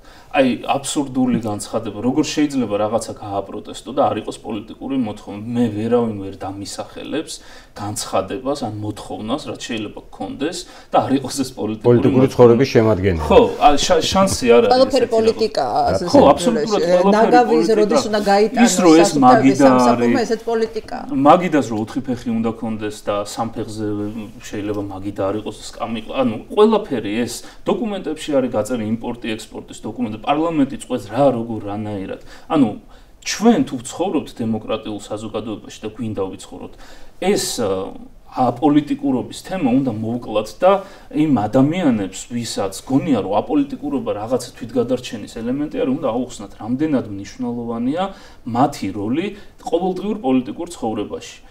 თუნდაც ის რომ ისინი გადასახადებს იხდიან, ისინი ეხმარებიან სახელმწიფოს, რომ სხვადასხვა ტიპის სოციალური და სხვადასხვა პოლიტიკები გაატაროს. ამიტომ ყველა ადამიანს აქვს და უნდა გქონდეს იმის ამბიცია, რომ ერთის მხრივ ერკვეოდეს პოლიტიკაში და იცოდეს რა ხდება მის ქვეყანაში და მეორე რაღაც განვითარების და მომავლის ხედვა გქონდეს. ნომერი პირველი, რასაც ებრძვიან რუსეთში, ეს არის ეს და აქაც უკვე დაიწყო იგივე თემა, იმიტომ რომ ძირითადად მოდის ახალგაზრდებზე, ძირითადად იმ თაობაზე, რომელიც ჯენზის რასაც ეძახიან, რომელიც არ არის დაბადებული, გაიზარდა უფრო დასავლური ყაიდის განათლების სისტემაში, უფრო თავისუფალ უნივერსიტეტებში გამოიწვრთნენ. ძალიან ბევრ საშუალება ჰქონდა, რომ უცხოეთში წასულიყო, იქ ესწავლა, იქაური აკადემიური დღის წესრიგი ენახა და შეედარებინა რაღაც ინოვაციები ჩამოეტანა, ესენი ხდებიან ნომერი პირველი მტრები, იმიტომ რომ ეხლა თუ არ მოხდა ამ ადამიანების წელში გადატეხვა და გაგდება, ასე ვთქვათ, გარდაუვალია, რომ უფრო დემოკრატიული საზოგადოება წამოვიდეს, უფრო კოალიციაზე დაფუძნებული საზოგადოება წამოვიდეს, იმიტომ რომ ვისაც დასავლური და უფრო დასავლური ყაიდის განათლება აქვს მიღებული, მათთვის ავტორიტეტი მაინდამაინც არ არის ადამიანი, რომელიც არის სწორი და ყველაფერი იცის. და ეს უკვე ნებისმიერი ტიპის რეჟიმისთვის, ნებისმიერი ადამიანის კულტზე დაფუძნებული პოლიტიკური რეჟიმისთვის და არა აქვს მნიშვნელობა სახელს. ყველასთვის საფრთხე არის. მაგრამ ერიკ, ხედავთ ამ ხალხის აქტიურობას მერე? ვინ ხალხის? ვისაც აი ამ ახალგაზრდების, იმიტომ რომ მე განცდა მქონდა, რომ თავიდან, ანუ სიფრთხილე არ გამოუჩენიათ, იმიტომ რომ მათთვის წარმოუდგენელი იყო ასე U-turn-ით, ასე რადიკალურად შეცვლილი იყო ქვეყნის მიმართულება. ხო, ისინი დაიბადნენ თავისუფალ საქართველოში, მაშინ შეძლეს, თქვათ, კორუფციის გარეშე უნივერსიტეტში მოხვდა, შეძლეს თავისი დამსახურების მიხედვით დასავლეთში წასვლა სხვადასხვა პროგრამებით, ხო, ისინი რაღაცა ცხოვრების, რაღაცა სტილს მიეჩვივნენ და ძალიან გაუჭირდათ. რუსეთი მათთვის არის უცხო სამყარო, აი ჩემი შვილებისთვის, მაგალითად, მიუხედავად იმისა, რომ რუსული იციან, არ ხმარობენ, არ იყენებენ და მათთვის რუსეთი არის სხვა პლანეტა, სამყარო კი არა. მაგრამ ეს ანუ ამ ახალგაზრდებმა თავის დროზე თვალი ვერ გაუსწორეს, იმიტომ რომ ვერ წარმოედგინათ, მაგრამ ეხლა მე მგონი ყველაფერი არის ძალიან მკაფიო და მათაც უნდა გაუსწორონ თვალი და ამათ ისეთ აქტიურობას ვერ ვხედავთ, როგორც უნდა ვხედავდეთ. თუ არასწორად ვამბობ. მე ვიტყოდი, რომ შეფასება უნდა გავაკეთოთ იმ ქმედებებიდან, როგორც ებრძვიან ამ ახალგაზრდებს და როდესაც განათლების სისტემის სრული რეფორმა არის დაანონსებული. ეს უკვე ნიშნავს, რომ სახელმწიფო ის ადამიანები, ვინც პარტიის ან რეჟიმის კეთილდღეობაზე და დღეგრძელობაზე ფიქრობენ, აღიქვამენ სერიოზულ საფრთხედ იმ განათლების სისტემას, რაც უკვე არის და ეს ჩემთვის უკვე ძალიან ბევრის მთქმელი არის, იმიტომ რომ წინააღმდეგ შემთხვევაში ეს საფრთხე რო არ იყოს, არ იქნებოდა ამაზე საერთოდ საუბარი და ენერგია არ დაიხარჯებოდა ამ მიმართულებით და სხვა მიმართულებით წავიდოდა. ანუ ეხლა ხდება გადაწერა ისტორიის და ანუ ყველაფერი ისტორიის გადაწერასთან ერთად კოლექტიური მეხსიერების შეცვლა, შენი იდენტობის შეცვლა როგორც ქართველის, იმიტომ რომ ეს ყველაფერი მოდის განათლებიდან, ხო? თუ არ აქვს განათლება, ეს არც ერთი კომპონენტი არ აქვს და შენ შეგიძლია ნებისმიერი რამ გაჭამონ, როგორც ასე ვთქვათ, პატრიოტ ქართველს, ხო? მზადდება პირობები სამომავლოდ უფრო მყარად დამკვიდრებისათვის. ახალგაზრდების ნაწილში დავამატებდი, რომ მე ვფიქრობ, რომ ახალგაზრდების გარკვეული ნაწილი საკმაოდ აქტიურია იმ პროცესებში, რაც რეალურად დღეს ვითარდება ჩვენს ქვეყანაში. გარკვეულ ნაწილს მოუწია ქვეყნის დატოვება სამწუხაროდ, თუმცა ვფიქრობ, რომ შეძლებს დაგვარად ისინიც მონაწილეობენ გარკვეულწილად პროცესში და აქ არის მეორე, ჩვენც უნდა მივცეთ ჩვენ მაგალითი ჩვენს ახალგაზრდა თაობას და გარკვეულწილად ჩვენც უნდა შეუწყოთ ხელი მათი აქტივობების გაძლიერებას, როგორც საპროტესტო მუხტში, ასევე პოლიტიკურში და პოლიტიკურ პროცესებში. მე ვიტყოდი, რომ სასურველი უფრო მეტი ახალგაზრდა ყოფილიყო ჩართული ამ პროცესში და უფრო კარგად გაეგოთ ის რისკები, რაც არსებობს, მაგრამ ვფიქრობ, რომ გარკვეული ნაწილი საკმაოდ აქტიურად მონაწილეობს იმ პროცესში, რომელიც დღეს ვითარდება ჩვენს ქვეყანაში და ერეკლეს განათლების რეფორმას ვიტყოდი, რომ განათლების რეფორმა სწორედ რომ ემსახურება მორჩილი საზოგადოების შექმნას, პოლიტიკურად მორჩილი საზოგადოების შექმნას სამომავლოდ ქვეყანაში და ეს არის როგორც მე ექსპერტების შეფასებები წავეკითხე, ეს არის საკმაოდ ცუდი რეფორმა, რომელიც ვერ შექმნის პოტენციურად ძლიერ საზოგადოებას საქართველოში და ალბათ ეს ჯდება იმ ამოცანის ფარგლებში, რომ სამომავლოდ რომელიღაცა კონკრეტულ სახელმწიფოს ან რომელიღაცა კონკრეტულ ჯგუფებს ექნებათ მყარი პოზიციები და ეყოლებათ ისეთი საზოგადოება, რომელთანაც მარტივად და სასურველი მესიჯ ბოქსით ადვილი იქნება კოოპერაცია და სასურველი პოლიტიკური შიდა თუ საგარეო პოლიტიკური ამოცანების მიწოდება და გამყარება. იმიტომ რომ მაგალითად, აი ხა და ამაზეც თუ რეაქცია არ ქონათ, მე არ ვიცი, იმიტომ რომ მშობელს, ყველა მშობელი ცდილობს, რომ თავის შვილს მისცეს საუკეთესო განათლება, ხო? ეს არის, ანუ ჩადებული ადამიანში, რომ მისმა შვილმა იცხოვროს უკეთესად. ამისთვის ცხოვრობს, ხო? რომ მისმა შვილმა იცხოვროს უკეთესად და ერთ-ერთი ამოცანა ეს არის, რისთვისაც ცხოვრობ. ერთ-ერთი ამოცანა ეს არის, კი, ნამდვილად, ხო? რა ვიცი, მე მგონი ყველა მშობლის ბუნებრივი ინსტინქტი ეს არის და ამ დროს შენ დაუნები იცი რა, არ არის საჭირო შენი შვილი უცხოეთში წავიდეს. და არა და იცი რომ უცხოეთში წასვლა მას უზრდის პერსპექტივებს უკეთესი განათლება მიიღოს და შესაბამისად უკეთესი ცხოვრება კონდეს. და თუ გინდათ მაინდა-მაინც მე-12 კლასში გავუშვით. რას ნიშნავს ეს? ვინ უნდა გაუშვას სად სკოლაში? მე გავუშვებ როგორც კორუმპირებული ჩინოვნიკი, რომელსაც ოქრო ზოდები მაქვს სახში და მოპარული მილიონები და მილიარდები, და თუ კიდე შენც გავუშვი. აი ეს არის ცინიზმის ბოლო ფორმა, რომელიც, ანუ არ ვიცი, ეს როგორ შეიძლება ეხა ადამიანმა ეს მშვიდად გაატაროს, ხო? პირველ რიგში, ანუ ბავშვებისთვის უკეთესი მომავლის დაკეტვის პერსპექტივა. ამიტომ ეს მგონია, რომ უკეთესად უნდა გამოიყენოს აქეთ მხარესაც დავიწყოთ ლაპარაკს. მანამდე, შალვა, მინდა ვთქვა, რომ აი ეს FSB-ს ყოფილი თანამშრომელი, მინდა გკითხო, უბრალოდ FSB-ს ყოფილი თანამშრომელი ლაპარაკობდა აი კონკრეტულად როგორ ებრძვიან ანუ ქვეყანაში მყოფ ალტერნატიულ ძალებს. ნუ გარდა იმისა, რომ როგორ ცალკე ფიზიკური კუდის აკიდება, ცალკე ტელეფონის კონტაქტი, ცალკე მოსინჯვა, რომელია ყველაზე პერსპექტიული და იმის თუ გაშავებას ვერ ახერხებენ აგერ ნავალნივით მოწამლეს, ხო? და ცალკე უნდობლობის ჩანერგვა, რომელიც არის ყველაზე საშიში რამე, იმიტომ რომ უხილავია, ხო, როგორ გებრძვიან, აი უნდობლობის დათესვა და ფრაგმენტაცია, მაქსიმალური ფრაგმენტაცია საზოგადოებაში. აი ეს როგორ ხდება? ეს არ ახალია. რეალურად ასეთი მექანიზმებით მუშაობდა საბჭოთა კავშირის დროს სახელმწიფო სუკი ეგრეთ წოდებული KGB ცნობილი ორგანიზაცია ალბათ მანამდეც იგივე მექანიზმებით მუშაობდა და მომავალშიც ასე იმუშავებს. რეალურად რუსეთის სახელმწიფოს საქართველოს მაგალითზე ვიტყვი, ინტერესები ჰქონდა, აქვს და აუცილებლად ექნება. მექანიზმების ნაწილში იცვლება უბრალოდ ტექნოლოგია, მიდგომა საკითხების მიმართ და ეს არის დამოკიდებული რა ტიპის სუბიექტებზე, რა სამიზნე აუდიტორია, რა ტიპის სუბიექტები არიან. და ტექნოლოგიები ძალიან გააჩნია. ბუნებრივია ტექნოლოგიებმა პრაქტიკულად შეცვალა, ასე ვთქვათ, ასეთი ტიპის საქმიანობის მეთოდიკა, ის რაც პირობითად 25 წლის წინ მიუწვდომელი იყო, დღეს შეიძლება 3 წუთში მიწვდომადი გახდეს, ანუ ინფორმაციული თვალსაზრისით.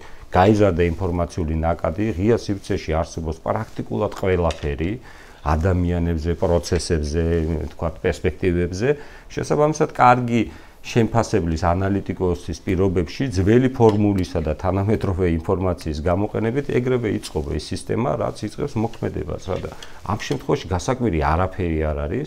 რუსეთი აუცილებლად იმუშავებს ქვეყნის შიგნით თუ ქვეყნის გარეთ საკუთარი მიზნების განხორციელებას, აი ერთადერთი გამოსავალი არის ჩვენ ვიცოდეთ, რომ ასეთი რისკი არსებობს, ჩვენ ვიყოთ მზად მსგავსი ტიპის გამოწვევებთან ადეკვატური მოქმედებისთვის და საზოგადოება ფლობდეს ინფორმაციას, რომ იგი შესაძლოა წარმოადგენდეს რომელიღაცა ქვეყნის ან სისტემის დაინტერესების ობიექტს და მან უნდა ითანამშრომლოს იმ სამსახურებთან, რომლის მიმართაც ნდობა აქვს და იგი არ იქნება გამოყენებული ეს თანამშრომლობა არ იქნება გამოყენებული მის წინააღმდეგ. შესაბამისად, ეხლა რა ვიდა რობებია, ეგ რობელია.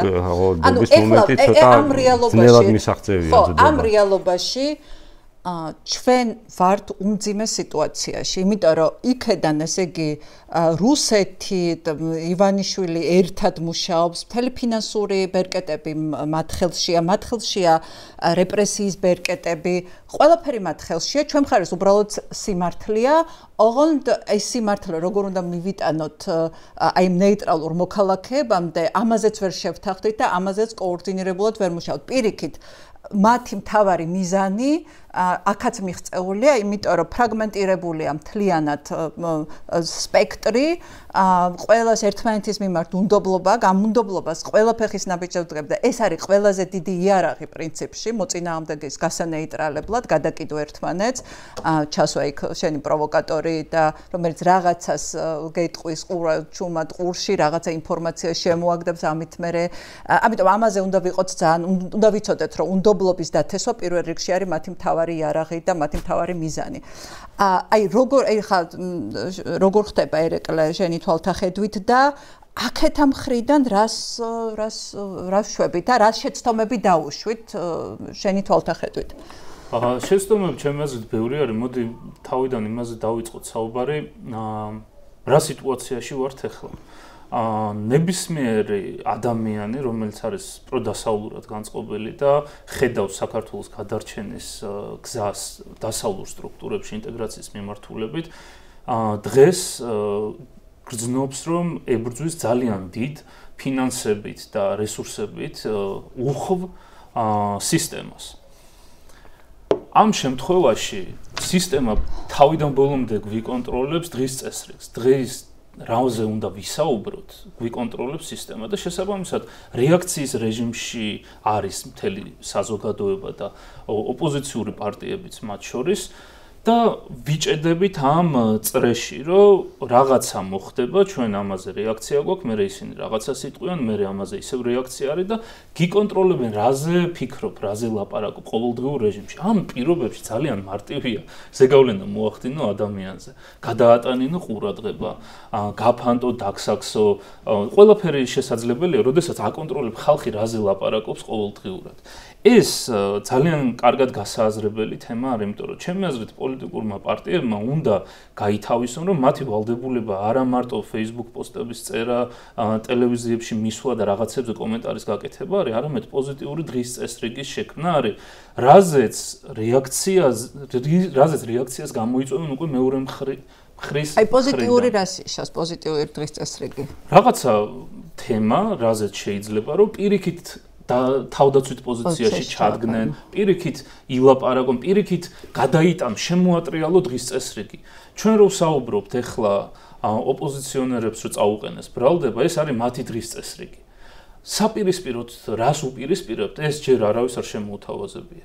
და შოთშერს ძალიან საინტერესო პოსტი ქონდა მაგაზე მოგვიადებით ხო რომ დაასრულებ ხო ანუ დღის წესრიგი ძალიან მნიშვნელოვანი რაღაცაა იმიტომ რომ ჩვენ თუ ჩავიკარგეთ ამ კითხვა-პასუხში რეაქციაში ჩაკარგულები ვართ ვერთობით კიდევაც რაღაც დონეზე ხალხი ერთობა კიდევაც რომ აუ ამან ნახე რა თქვა და როგორ შეიძლება ამის თქმა და ასე შემდეგ ეს ხო მეთოდი არის აპრობირებული მეთოდი არა მარტო საქართველოში ან რუსეთში სტივ ბენონი პირდაპირ ამბობდა რომ დემოკრატები როგორ უნდა დავაბნიოთ რაც შეიძლება მეტი გავაკეთოთ და ვეღარ მიხვდებიან რაზე უნდა გააკეთონ რეაქცია და ეს ძალიან მარტივი თემა არის და ჩემთვის ძალიან სამწუხარო არის რომ ის ადამიანები ვისაც პირდაპირ ევალება და აქვს ამბიცია რომ უნდა მართონ მომავალში ქვეყანა რომლის 20%-იც ოკუპირებული არის ამას ესე მარტივად ატარებენ და ერთვებიან ამ დღის წესრიგში ნომერ პირველისა მე ახლა ვერ ვიტყვი რა თემა უნდა წამოვწიოთ წინ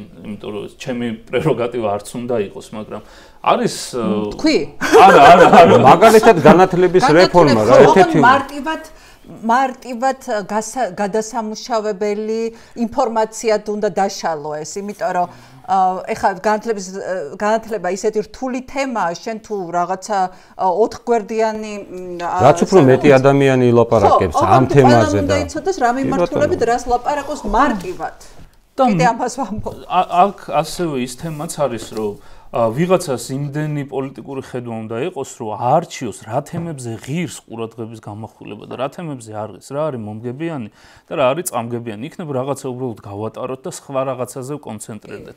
აქ ეხლა ყველა ცდილობს, რომ ყველაფერზე ტელევიზორს მე მაგალითად ტელევიზორს აღარ უყურებ, იმიტომ რომ ძალიან დამღლელია.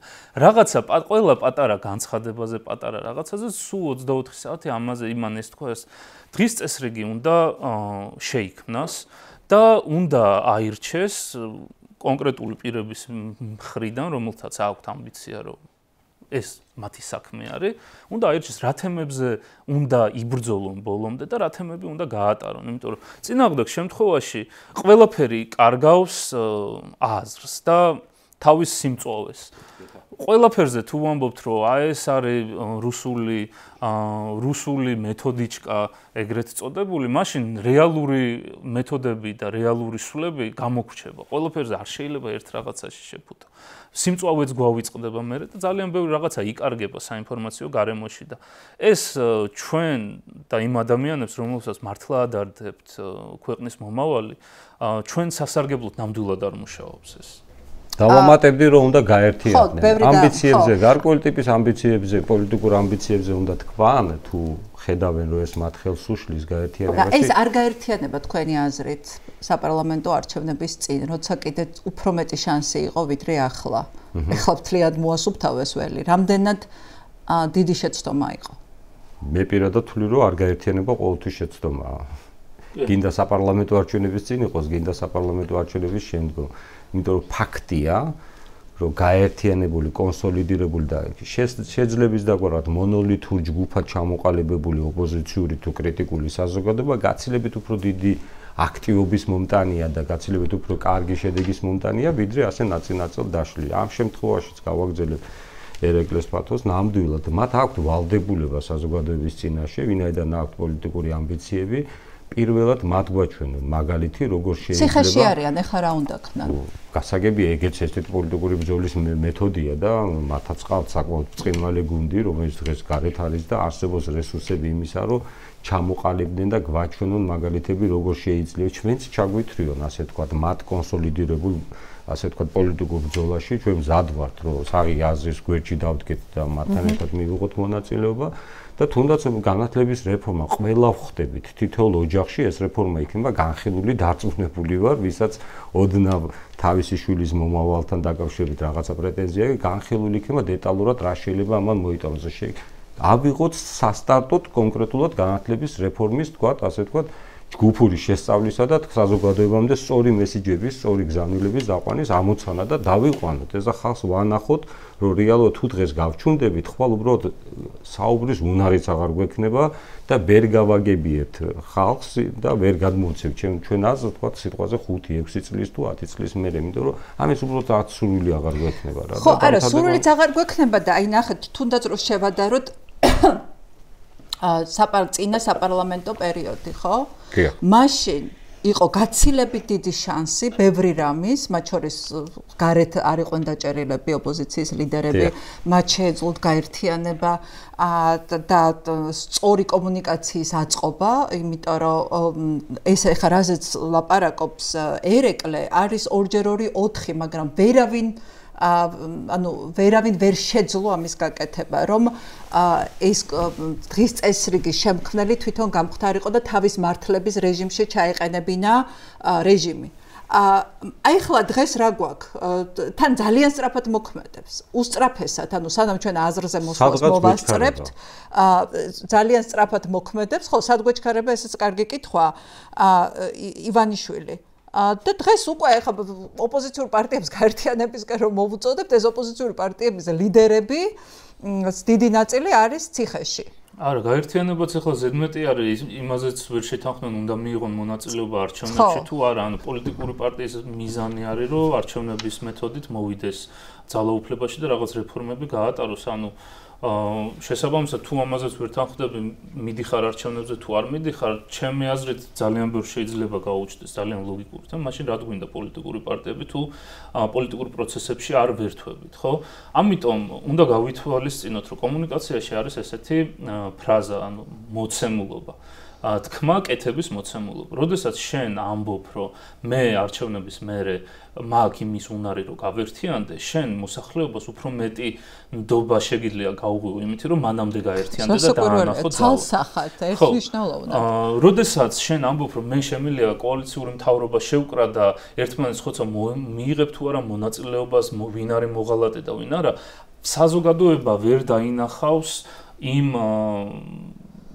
არ დაგიჯერებს, რა ძალიან მარტივია. თუ ეხლა როცა ქვეყნის ყოფნა არ ყოფნის საკითხი არის სასწორში შემდგარი და ამბობ, რომ ქვეყანას გვართვევენ ვიღუპები და ვერ ერთიანდები, რატო უნდა დაგიჯერო, რომ რაღაც არჩევნების შემდეგ კოალიციის შეკვრა შეძლებ? ანუ ვერ დაგიჯერებ. დასაჯერებელი უკვე არაფერი აღარ არის, ანუ ვერ შედგება კოალიცია, ასე გამო. ძალიან ლოგიკური რაღაცაა. მე უკვე როცა ხელისუფლების გადანაწილების ამბავია, ხო? ხო, რა თქმა უნდა.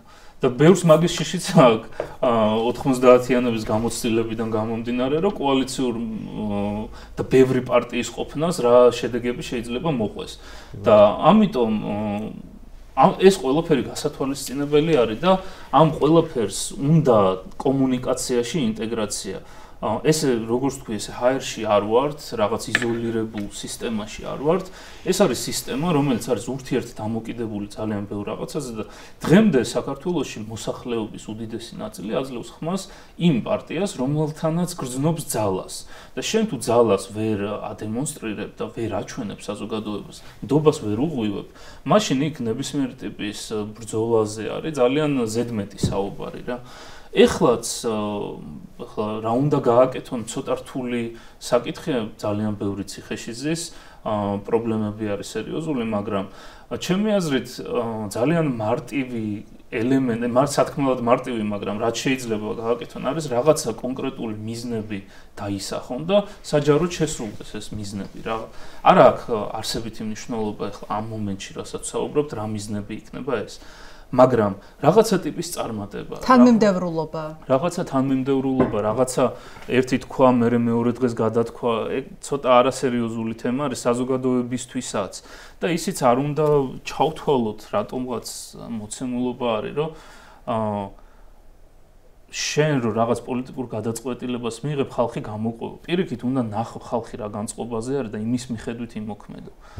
ეს არის ძალიან ელემენტარული რა. არავის ჯვარი არ აქვს დაწერილი არც ერთ პოლიტიკურ პარტიაზე და რაღაცა რო არ მოეწონა, საქართველოში განსაკუთრებით ძალიან ხისტად არის ხოლმე რეაქცია და ესე მოცემულობად ამომრჩეველი, მოცემულობად პოლიტიკური პროცესები არ უნდა მივიღოთ და ამის ძალიან ბევრი მაგალითია, როგორ შემოუბრუნდათ არასწორად ეს თემა და ფიქრობ, რომ პაუზა უნდა იყოს პატარა, აღებული და კარგად უნდა შეთანხმდნენ რაღაც თემებს.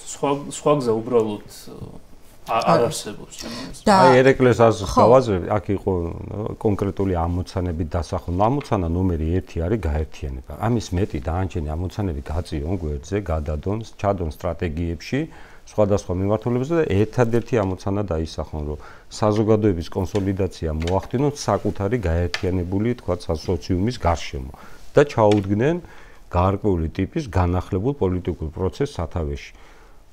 სხვა გამოსავალი ამ შემთხვევაში არ არსებობს. ფაქტია, რომ საზოგადოების დაკვეთა არის დაინახოს რაღაცა კონკრეტული ნაბიჯები, კონკრეტული მოქმედებები, რაც გაზდის მათ ნდობას პოლიტიკური მოთამაშეების მიმართ.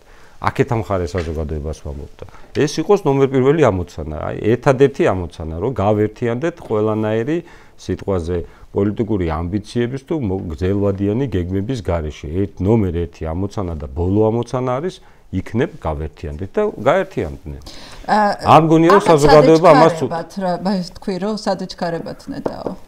რაც უფრო მალე შესრულდება კონკრეტული ამოცანები, მით უფრო მალე დაჩქარდება სხვა ამოცანების დღის წესრიგში მოსვლა. სხვა ამოცანა რა შეიძლება? რა გააჩნია რა მრავალი ამოცანაა რა. ეს ასე ვთქვათ მადამოვა მე გამოჩნდება რეალურად რა აქვს გრძელვადიან პერსპექტივაში როგორც თქვი ჩვენი შეხვედრის პირველ ნაწილში რუსეთი არასდროს არ დაკმაყოფილდება იმ ამოცანების შესრულებით რაც დღეს არსებობს და ყოველთვის შეეცდება გაზარდოს თავისი გავლენები ეს ლოგიკურია ეს ბუნებრივია და თუ ამას მისცემს შესაძლებლობას მეორე მხარე რა თქმა უნდა ეხლა რა აკავებს ანუ რა გვაქვს ერთადერთი შემაკავებელი დღეს როცა ძალიან მძიმე სიტუაცია ამას უნდა გავერია მე ვფიქრობ რომ საქართველოს როგორც ასეთი ნომერ პირველი გამოწვევა და პრობლემა რუსეთისთვის ნამდვილად არ არის აქაც სხვა თემაა ეს არის რუსეთ-უკრაინის ომი და ამ ომით გამოწვეული საერთაშორისო თუ შიდა პრობლემები თვით რუსეთის ფედერაციაში ანუ ამ ომზე ვართ პირდაპირ მიბმული? რა თქმა უნდა, შავი ზღვის რეგიონში ერთ-ერთი უმწვავესი პროცესი მიმდინარეობს და ეს სამდღიანი ომი, რომელიც ერთ თვეში კაპიტულაციით უნდა დასრულებული იყო 4 წლიან ომში გადაიზარდა და არავინ არ იცის ეს ომი როგორ დასრულდება. ჩემი სუბიექტური აზრია და არაერთგზის მithქოს, რომ აუცილებლად კიევის გამარჯვებით უნდა დასრულდეს ღირსეულით და ამის დიდი კაი ნიშნები არსებობს.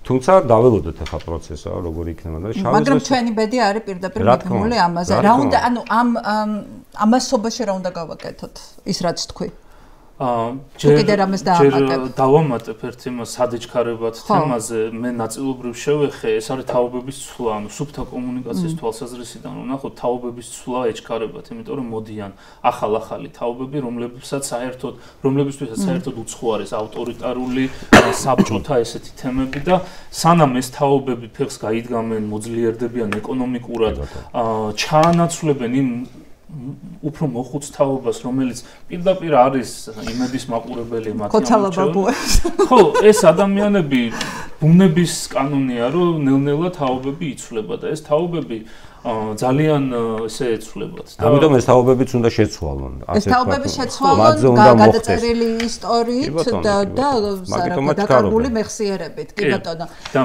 მეორე კითხვა რო გავაგრძელოთ ეს უკრაინის თემაზე მიმულები ვართ თუ არა რა თქმა უნდა მიმულები ვართ ეს უკრაინის თემა არ არის მარტო ჩვენი რეგიონის პრობლემა ეს არის უკვე გლობალური დღის წესრიგის პრობლემა სადაც რუსეთი ერთის მხრივ ასე ვთქვათ არგუმენტები რო ვთქვათ ერთის მხრივ ამბობს რომ ჩვენ დიდი სახელმწიფოების პოლიტიკას ვაბრუნებთ გავლენის სფეროების პოლიტიკას ვაბრუნებთ და მე-19 საუკუნის მე მჭირდება ჩემ გარშემო იყოს ავტორიტარული და არადასავლური ყაიდის სახელმწიფოები იმიტომ რომ მე რეჟიმის შენარჩუნებისთვის მჭირდება რომ ვერავინ ვერ დაინახოს უკეთესი ცხოვრება რო არსებობს და მეორე მხარე ამბობს რომ შენ არ გაგუფლება გავლენის სფეროები გქონდეს და ყველა სახელმწიფოს აქვს თავისი უნდა გქონდეს უნარი გადაწყვიტოს სად იქნება და რა პოლიტიკურ სიტუაციაში იქნება. ანუ ჩვენ არ ვართ ეს რუსეთ-უკრაინა არის შეფუთვა, მაგრამ რეალურად გაცილებით უფრო დიდი გლობალური რყევების ფონზე ვართ და საერთაშორისო წესრიგი არსებული იქნება თუ არა, ჯერ კიდევ ამის გადახედვა მიდის,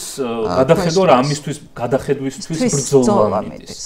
შესაბამისად ძალიან მიბმულები ვართ და ჩვენ ბედს ნამდვილად გადაწყვეტს როგორ დასრულდება ეს პირდაპირ გავლენას იქონიებს საქართველოზე ხო მართლაც ეს რაღაცა როგორ ბრუნდება ხოლმე ისტორია ცნაურად ახლა მე-20 საუკუნის ისტორია რაღაცა სხვა ფორმით დაბრუნდა 21 საუკუნეში და ბოლო კითხვა მინდა რაც ყველაზე ესეთი სადისკუსიო თემა იყო, იმიტომ რომ ივანიშვილმა საერთოდ დიქტატორებს და ავტორიტარებს უმართლებთ ხოლმე ეს რაღაცა პერიოდი.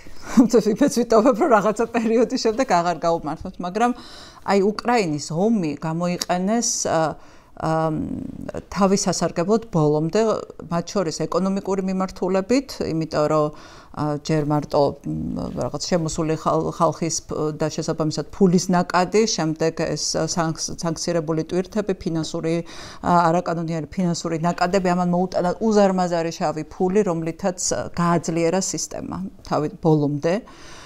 და მეორე რომ ძალიან კარგად ააწყო თავისი პროპაგანდა აბა ომი გინდაზე, იმიტომ რომ ეხლა როცა ომი არის ძალიან ახლოს, როცა გაქვს ომის გამოცდილება და ტრამვა, ბუნებრივია გაცილებით უკეთესად იმუშავებს შენზე. და აი შეიძლებოდა თუ არა აბა ომი გინდა და მეორე ფრონტს რაღაცა დაგვეპირისპირებინა ან დაუპირისპიროთ, იმიტომ რომ ამბობენ რომ აი ეს ისეთი შიშია, რომ ამას გვერდი უნდა ავუაროთ. ახლა დღევანდელი პერსპექტივიდან მარტივი სალაპარაკო არის წარსულ შეცდომებს. ხო, მაგრამ ეხლაც იგივეა, ხო? უნდა დაპირისპირებოდა და მე ამის ელემენტები ვერ ვნახე, რომ აქტიური მუშაობა მიდიოდა ამ ნარატივის დასაპირისპირებლად. შიში არის ერთ-ერთი ყველაზე ძლიერი ელემენტი, რაც შეიძლება გამოიყენო ადამიანზე ზეგავლენისთვის და ირაციონალური შიში რომელიც არის აი მომავლის მოლოდინებზე დაფუძნებული, რომელსაც აი ვერ დავამტკიცებთ, მოხდება არ მოხდება. ძალიან დიდი რისკი არის ადამიანის მიერ აღქმული რა. შენ რო ამბობ, რომ ომი იქნება, ის ხო კამათილს ხო არ გააგორებს და დაელოდება ნახოს მართლა იქნება თუ არა. შესაბამისად, მისთვის უფრო მარტივია დაიჯეროს, რომ იქნება და რამე გააკეთოს, რომ არ იყოს. ამ შემთხვევაში შეთავაზებული იყო ასევე ალტერნატივა. ანუ ერთი არის რომ პარალიზს იწყებს, პარალიზებას იწვევს, აბა ომი გინდა და მეორე არის უკვე ქმედებას რო შესთავაზო. ჩვენ ეს უნდა გავაკეთოთ. შესაბამისად ამ კამპანიაში იყო ჩვენ ეს უნდა გავაკეთოთ, ჩვენ უნდა გავიწიოთ გვერდზე, ჩვენ უნდა ჩამოვშორდეთ ამ ყველაფერს და ეს ამ ომი გინდას ნარატივს უფრო ატრიალებს და რაღაც ქმედებისკენ გიბიძგებს, რომ როგორ ჯობია გავაკეთოთ, რომ ეს ავირიდოთ. მეორე მხრიდანაც უნდა ყოფილიყო შემუშავება თუ ალტერნატიული დღის წესრიგი არა და სხვა მიმართულებით თემის გადატანა არ იქნებოდა, მაშინ ალტერნატიული ქმედება უნდა ყოფილიყო, აბა ომი გინდათ საპირისპიროდ რა იქნება. ეხლა დღევანდელი დღეს კიდევ ერთხელ მაგრამ დღესაც სამუშაოა, ხო, სამუშაო არ დაპირისპირებია. ეს არ არის მარტივი ამბავი, იმიტომ რომ ძალიან სერიოზულ შიშთან გვაქვს, რომელსაც ახლა რუსეთი შეიჭრა უკრაინაში, ხო? ლოგიკურ არგუმენტს ვერავინ ვერ მოიფიქრებს, რატო არ შეიძლება შემოიჭრას. ხო და რო შემოიჭრას, რითი ვიცავთ თავს და როგორ ვიცავთ თავს? საკმაოდ ძლიერი მესიჯი იყო, აბა ომი გინდა და უნდა ვაღიაროთ, რომ ამ მესიჯმა თავისი მაქსიმალური შედეგი დადო. კი. რომ არ შემოიჭრას და აბა ომის გინდა რო არ დადგეს, ამიტომ უნდა ჰყავდეს ძლიერი თავდაცვის უწყებები, სახელმწიფო უნდა იყოს გამართული, უნდა ჰყავდეს ძლიერი პარტნიორები, გამყარებული ზურგი და დარწმუნებული მორალურად და ფსიქოლოგიურად უნდა იყოს მზად იმისთვის, რომ დაიცვა შენი ქვეყანა და შენი ქვეყნის ინტერესი. განსაკუთრებით ისეთ სახელმწიფოში, რომელსაც საქართველო ჰქვია. ჩვენ მუდმივად ვიქნებით აბა ომი გინდას პრობლემის ქვეშ, იმიტომ რომ ყოველთვის გამოჩნდება ვიღაცა, რომელიც იტყვის, თუ ხვალ ჭკვიანად არ მოიქცევი, მე შენ თავს დაგესხმებ. არც უნდა გამოჩენა, ვიცით, ვინც იქნება ასეთი რა და შესაბამისად ერთადერთი გამოსავალი არის მომზადება, გაძლიერება და ამას აცხადებენ ზე წამყვანი სახელმწიფოებიც კი საკუთარ განცხადებებში. ბალანსი ძალიან იცვლება რუსეთს რო თავი დავანებოთ რეგიონში, როცა აზერბაიჯანს ყავს უზარმაზარი, ანუ ძალიან კარგად გაწვრთნილი არმია, რომელსაც გუშინ განაცხადა, რომ ნატო სტანდარტებზე გადაყავს და კიდევ უფრო გაწვავს მოკავშირეები თურქეთის და ისრაელის სახით, რომელიც მუდმივად აწოდებენ იარაღს და ფულიც აქვს აზერბაიჯანს იმისათვის, რომ დაახარჯოს თავდაცვაში. როდესაც ჩვენ არ განადგურებული ხარ თავიდან ბოლომდე და თავკომბალა ხდება ერთი ქვეყანა, რასაკვირველია, მაშინაც ხარ საფრთხის წინაშე, იმიტომ რომ ვერავინ მაგას ვერ განსაზღვრავს და ვერ განჭვრიტავს წინასწარ, რომელი ქვეყნის ლიდერს რამადა გაეხსნება რა მომენტში. გლიშიშით სხვას ვერ გავწყვეტთ რა. უნდა ვიყოთ მზად. სახელმწიფო როცა ხარ, მუდმივად ხარ, აბა ომი გინდას სიტუაციაში არ არსებობს. სახელმწიფოს დაარსების დღიდან. კი და მე დაუბრუნდები. ისიც აბა ომი გინდას იმაში იყო. ყოველთვის ეგრე არის, ადამიანები ჯგუფებს შორის ურთიერთობა ყოველთვის რაღაცა თემაზე როცა არის განსაკუთრებით ეკონომიკა, ძალაუფლება, ასე შემდეგ, ყოველთვის არის აბა რესურსების გადანაწილება. ამიტომ ეს არ არის რაღაც ახალი, ეს უბრალოდ სახიფათო იყო, იმიტომ რომ იმიტომ რომ მთავრობა გეუბნება რომ პირდაპირ ანუ მთავრობა როცა ამბობს ამას ყველა იმას ფიქრობს რომ რაღაცა ხდება ხო ანუ ჰაერიდან არ არის ეს მოტანილი დაუბრუნდები იმ თემას ნეიტრალიტეტზე როცა იყო საუბარი რომ საერთაშორისო ურთიერთობებში არ არსებობს ესე არბიტრი ერთი სახელმწიფო რომელიც წყვეს რა როგორ უნდა იყოს შესაბამისად შენ როდესაც ამბობ რომ ჩემი მიზანი მშვიდობა არის აბა ომი გინდას უკვე პასუხი გაეცი რომ მე მზად ვარ ყველაფერი დავთმო ოღონდ ომი არ იყოს ანუ ეს ერთ კომპლექტში არის შესული და ძალიან სახიფათო არის ისევ დემილიტარიზაციის მიმართულებით რომ როდესაც შენ სახელმწიფოს პოლიტიკა არის მშვიდობა ყველაფრის ფასად და არა თავისუფლება ყველაფრის ფასად როგორც ძირითადად ქვეყნების უმეტესობას აქვს განვითარება, დამოუკიდებლობა, სუვერენიტეტი, ესენი რო გვერდზე ჩოჩდება და მშვიდობა არის ნომერ პირველი, ერთადერთი გზა რითაც შენ შეგიძლია მშვიდობის გარანტია არის რომ შეკავების პოლიტიკა კონდეს მკაფიო და რეალისტური, ხო? შეკავების პოლიტიკა არის ის. მათაც არა აქვთ გარანტია რომ მშვიდობა იქნება, მაგიტო შევიდნენ ის არა, შეკავების პოლიტიკა რა არის, რომ შენ გაქვს ყველაზე კარგი იარაღი ამ შემთხვევაში არის ბირთვული იარაღი, იმიტომ რომ გადასარევი შეკავების მექანიზმი თუმცა ეგ არ არის იდეალური მშვიდობა. ხო, მაგრამ ანუ ბირთვული იარაღი ჩვენ ვერ გვექნება და შესაბამისად ჩვენთვის ერთადერთი შეკავების მექანიზმი არის ჯარის გაძლიერება და რაც შეიძლება ყველაფრის გაკეთება, იმიტომ რომ ნატოში რომ მოხვდეთ ხო საუკეთესო იქნება ან და ძლიერი მოკავშირეების ყოლა და ეს ყველაფერი დღეს არის განადგურებული საერთოდ ნატო კი არა ნატო რა საერთოდ ჩრდილოატლანტიკური ალიანსისკენ სწრაფვა თემა როგორც ასეთი დღის წესრიგში აღარ არსებობს სამწუხაროდ ოკუპაციის თემაზე საუბარმა იკლო და იკლო ესეც ასე ვთქვათ დიდი კომპლექსური ამოცანის შემადგენელია და ესა ნეიტრალიტეტი ვიღაცებს გონიათ რომ მე ვიტყვი რომ ნეიტრალური ვარ ხალხო ნეიტრალური და არც ერთი აღარ მომეკარება ეგ მასე არ ხდება რეალურად ნეიტრალი აგერ ჩირკში ჩავჯდებით ჩემთვის და ნუ მომეკარებით ძალიან სახიფათო თემა არის ზოგადად ნეიტრალიტეტის თემა იმიტომ რომ ძალიან ყველა პრობლემის გადამწყვეტად აქვს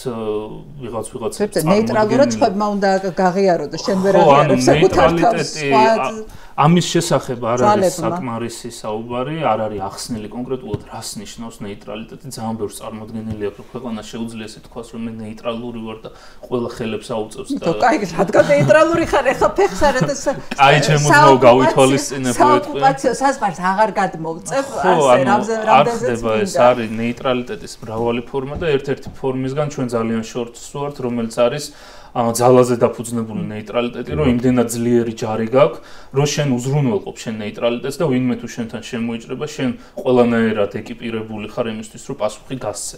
ეგ გამორიცხულია. ხო, ეს გამორიცხულია და სხვანაირი ნეიტრალიტეტი არის, რომ აი სახელმწიფო გეუბნება, რომ შენ ნეიტრალური ხარ და მე რასაც გეტყვი, იმას გააკეთებ, ეს უკვე ძალიან ისეთი. აი მაგის გამორიცხვა არ შეგვიძლია. მაგის გამორიცხვა არ შეიძლება.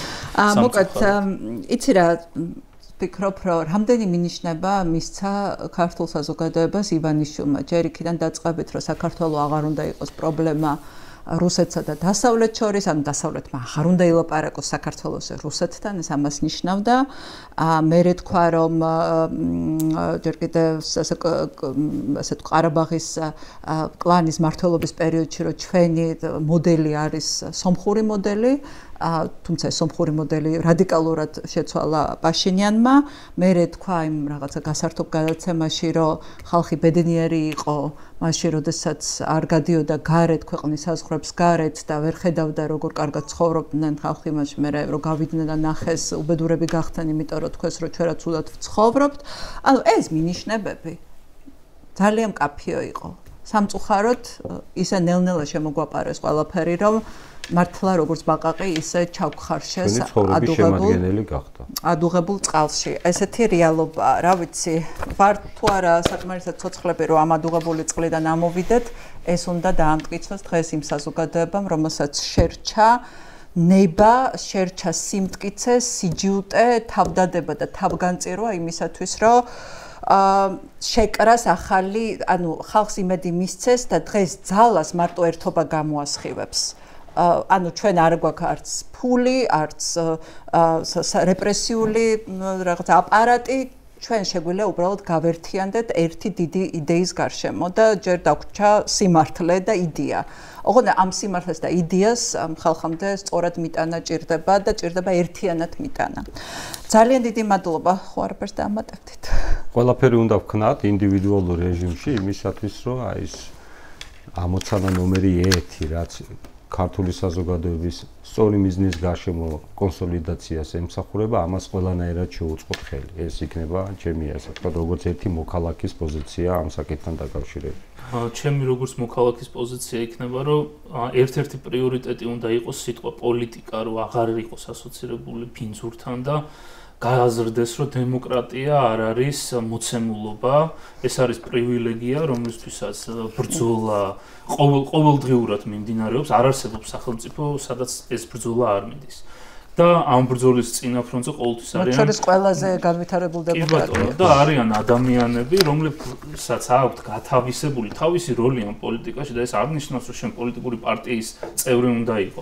როგორ დემოკრატიული საზოგადოების თითოეული მოქალაქე არის პოლიტიკური პროცესების მონაწილე და რაც უფრო მალე გაიაზრებს ამას და რაც უფრო მალე ჩაერთვება ამ პოლიტიკის შემუშავებაში, მით უფრო მალე აღმოიფხრება გარკვეული პრობლემები, რაც საფრთხეს უქმნის სახელმწიფოს. ძალიან დიდი მადლობა ერეკლე შუბითიძე, შალვა ლომიძე იყვნენ ჩვენთან ერთად. მე მგონი საინტერესო და განსხვავებული საუბარი გამოგვივიდა, იმიტომ რომ აქამდე სულ შეფასებებზე ვიყავით და ეხლა რაღაცა ვილაპარაკეთ იმაზე, რა უნდა გაკეთდეს. ძალიან დიდი მადლობა ორივე თქვენგანს. კიდევ ერთხელ შეგახსენებთ, რომ გამოიწერეთ ჩვენი არხი, გამოყვებით Facebook-ზე, TikTok-ზე, Instagram-ზე და ლაიქეთ ჩვენი პოდკასტები და გადაასიარეთ.